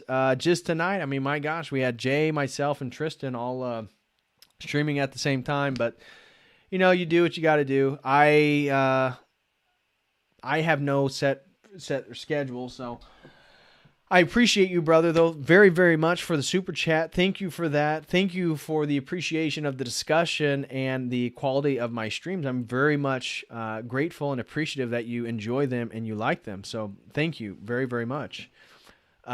We will now see if there's anybody over on the Streamlabs. Let's see if I got any super chats over on Streamlabs tonight. Oh, we did. So looks like Thomas Green threw in 386, and he said, "Hey DPH, I love that icon you have. Is there such a thing as having too many? I have too many icons. As a catechumen, I have about 25 to 30 icons. Some are smaller ones, but I also have some larger ones. I noticed you're supposed to take them to church, which would be hard." Haha. Yeah, so I took this to church today. I processed around the sanctuary with this one in hand. This is Christ the High Priest from Uncut Mountain Supply. No, I do not believe Thomas, you can have too many icons. I myself am actually growing this icon corner, so whenever I get them, they're still waiting to be fulfilled from Uncut Mountain Supply. But I have multiple icons on the way. So you're going to be seeing a huge icon of Christ creating creation, and so it's going to be the animals, earth, all this different stuff. Very, very beautiful icon. It's basically like this, but turned sideways. And then I have another, and these are all going to be huge. I'm personally a big fan in the big icons. I got some small icons. Sorry, here's my Theotokos. I have smaller icons. I just love the big ones. So this wall, this thing is going to move. I'm probably going to put this over here. I'll probably switch those. So that's going to come down. This is going to get moved. I have another icon the same size. They're all going to be huge. So there's going to be this icon, and I got Christ creating the stars, Christ creating creation, the resurrection, and I have the nativity, all coming all the same size as this one. And then I have St. John the theologian coming, which is the same size as St. Patrick here, and that'll go here. And then I'll have a really colorful LED light here in the corner shining behind me, and it should hopefully have some light coming out from behind, maybe behind some of these icons. So it should be pretty aesthetic, pretty sharp looking. And so I love the icons myself. I like the aesthetics, so I'm not a big fan of having... Again, you do whatever you want, brother. Your icon is the representation of you in your journey into orthodoxy, right? For me, I wanted a logos shrine, and that's why I decided, I want these big, beautiful icons. I want somebody to be able to look at my icon wall and see the whole theology of the logos. So that's why I'm going to have a very beautiful icon of the nativity, the resurrection, Christ as the priest of priests, Christ creating creation, and Christ creating the stars. And then my saint, St. Patrick, and then John the theologian, the author of the Gospel of John. That is my journey, right? My journey into orthodoxy is through heady reading. It's through this logos stuff. So logos theology is a big deal. John had to be up there. So that should be coming here pretty soon. But in regards to your questions, brother, you do not have too many icons. Make your icon corner however you want it. So that's entirely up to you, brother. So thank you so much, though, for the 386. I greatly appreciate it. And then Daniel E. threw in $10, and he said, right on, brother. Well, right on, Daniel E. Thank you very much, man. I really appreciate that. Thank you for the $10. Bill Bala threw, I like that name. Bill Bala threw in $3 and said, ask a relativist if money is relative. Yeah, that's a good one. That is a good one. That's a good one. Bill Bala threw in $3 and said, ask a relativist if money is relative. Yeah. Guarantee you they won't say yes. Or they might, depending on how hippie they are. They may be so far down the New Age rabbit hole, like, bro, come on, man. I mean, maybe they know the Federal Reserve, and they say, yeah, money is relative. They may have a case there, but I know what your point is the question of value. You're bringing up a fundamental question of value and the objectivity of value. So, point taken. Very astute. Thank you very much, Bill Bala. Theoria Zone. Oh, good, brother. Thank you so much again for the COTEL wave work. Thank you, Theoria Zone.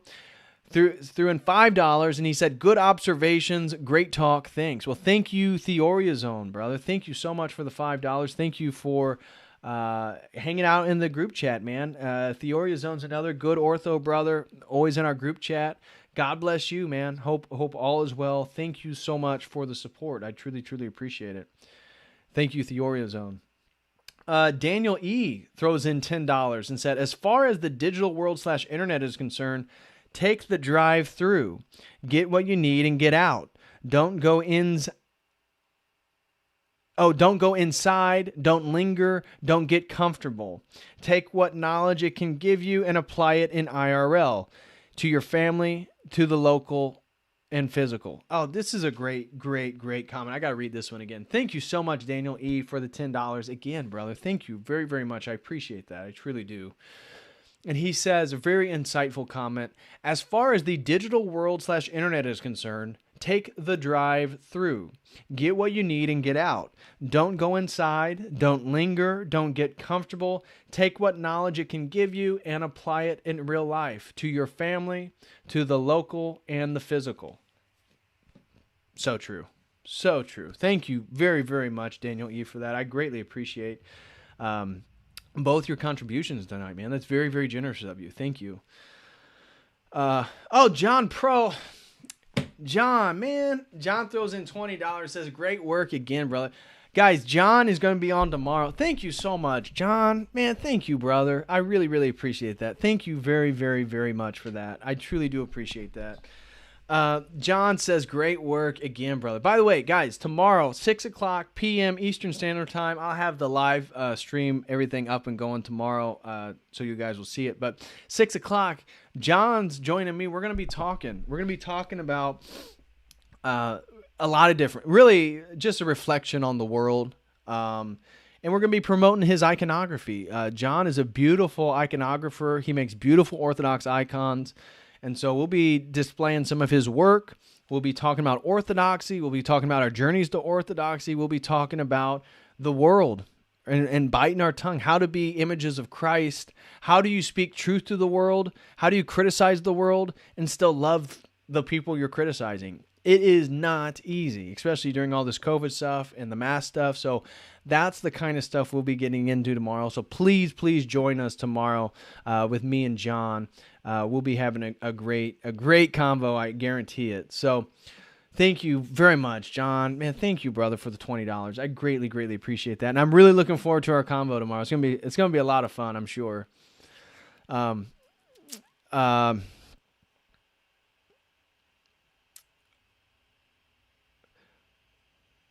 Nathaniel Hill throws in $8.43 and says, I sent you a novel in the regular comments. Oh, you did? Let me see. I'm looking for Nathaniel Hill. In the regular comments. I'm not seeing your I'm not seeing your comments, brother.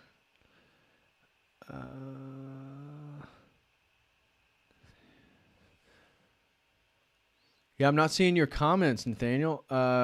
Shoot, brother. Oh, here's one. No, that's not it. Oh, here it is. Okay. Nathaniel Hill. My whole family became catechumens today, and in God's providence, the reading was Nathaniel from John chapter 1, verse 43-51. I never understood why my atheist mother named me Nathaniel. It took me 34 years on earth. Nobody ever told me that the story of Nathaniel and that he became one of the apostles. His story perfectly reflects my lifetime of search for truth in science until finally realizing truth is a person. Whoa. Whoa. Okay, we got to read that one again. That one is deep. Nathaniel, gosh dang, I told you guys his family just became Orthodox. Beautiful, beautiful comment, brother. Okay, let me read this again. Nathaniel, thank you so much again for the super chat. Thank you, brother. And he says, my whole family became catechumens today in God's providence. The reading was Nathaniel from John chapter 1, verse 43-51.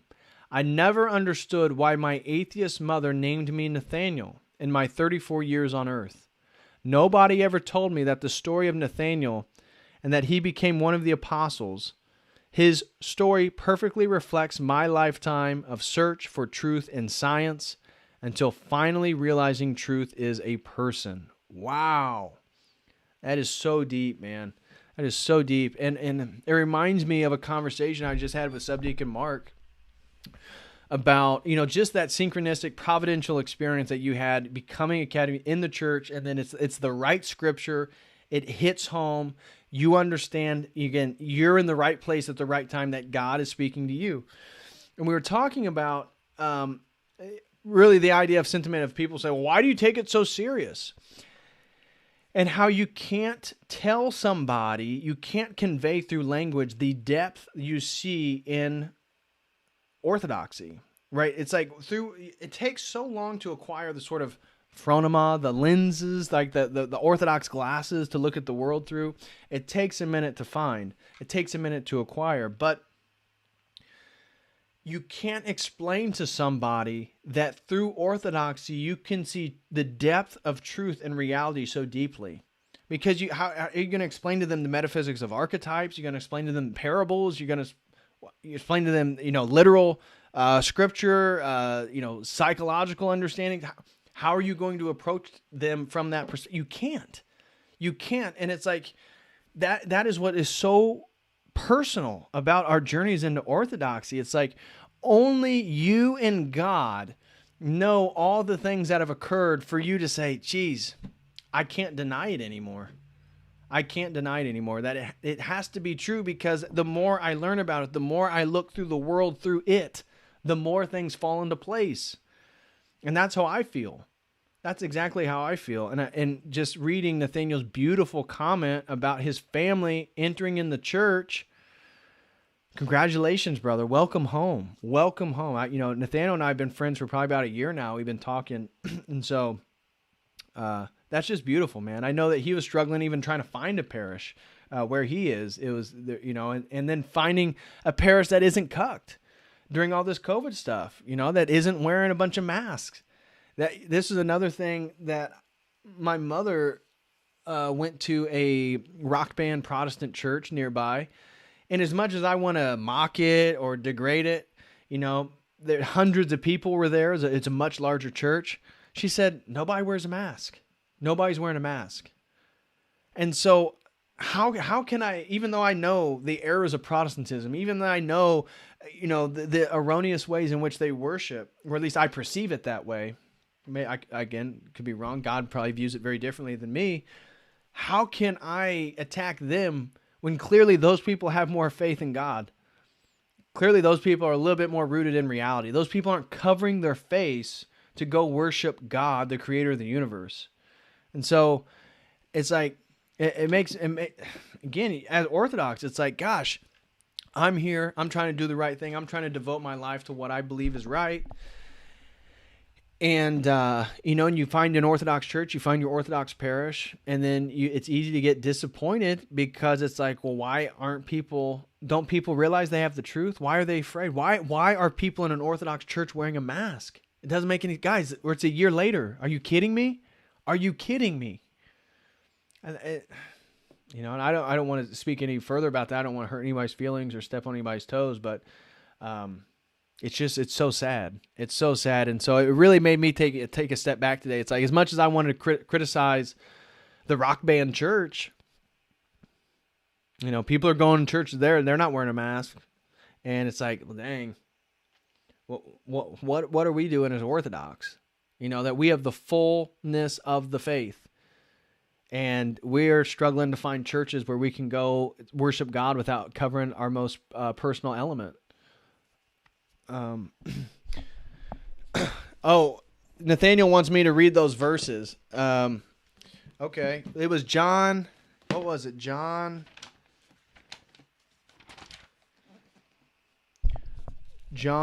41 through what? What was it? John 43 through 51. Okay. John 43 through 51 reads, "The following day, Jesus wanted to go to Galilee, and he found Philip and said to him, 'Follow me.' Now Philip was from Bethsaida, the city of Andrew and Peter. Philip found Nathanael and said to him, 'We have found him of whom Moses in the law and also the prophets wrote, Jesus of Nazareth, the son of Joseph.' And Nathanael said to him, 'Can anything come out of Nazareth?' Philip said to him, 'Come and see.' Jesus saw Nathanael coming toward him and said to him, 'Behold, an Israelite indeed, in whom is no deceit.' Nathanael said to him, 'How do you know me?' And Jesus answered and said to him, 'Before Philip called you, you were under the fig tree. I saw you.' Nathanael answered and said to him, 'Rabbi, you are the Son of God. You are the King of Israel.' Jesus answered and said to him, 'Because I said to you, I saw you under the fig tree, do you believe? You will see greater things than these.' And he said to him, 'Most assuredly, I say to you, hereafter you shall see heaven open and the angels of God ascending and descending upon the Son of Man. Beautiful, beautiful verse that was in today's liturgy, as I hope everybody went to liturgy today and took your icons. I hope everybody took their icons. But wow. Beautiful, beautiful, beautiful story, man. Thank you, Nathaniel, so much for sharing that, brother. You didn't even, we speak privately. You didn't even tell me any of that. So that is great, man. Beautiful stuff. Yeah, Simon the amputee said, we have to respect their faith and zeal. We, to a degree, we do. I mean, it's unfortunate. I mean, we're in such a difficult position right now, and clearly God is testing all of us. So, yeah. But anyways, guys, thank you so much for everybody who contributed. Let me just double check, make sure nobody sent in another super chat over on Streamlabs. Nope. And guys, don't forget, we'll be back tomorrow with John.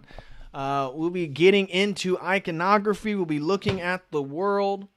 And just having an honest, genuine conversation. I hope you guys can join us. That will be at 6 o'clock p.m. Eastern Standard Time tomorrow. Thank you so much to everyone who contributed tonight. Thank you very, very much, Lynn Benson. That is such a generous contribution. Thank you very, very much, Lynn. I greatly appreciate it. Thank you, Nathaniel, also for your very generous contribution, brother. Thank you. God bless your family. Welcome home to the Orthodox faith. I love it. I love it when people I know are getting into the church. Ball enthusiasts, thank you very much, brother. I greatly, greatly appreciate your contribution. And over on the Streamlabs, thank you very much, Thomas Green. Hope all is well down under. Thank you, Daniel E., for your 2 contributions of $10. Thank you very much. Thank you, Theoria Zone. Thank you, Bill Bala. And thank you very much, John Pro, who will be with me tomorrow streaming. So, guys, don't miss that. Again, hope everyone has a wonderful, wonderful night. Hope you enjoyed tonight's stream. And again, I will see you tomorrow, as always. And until next time, God bless.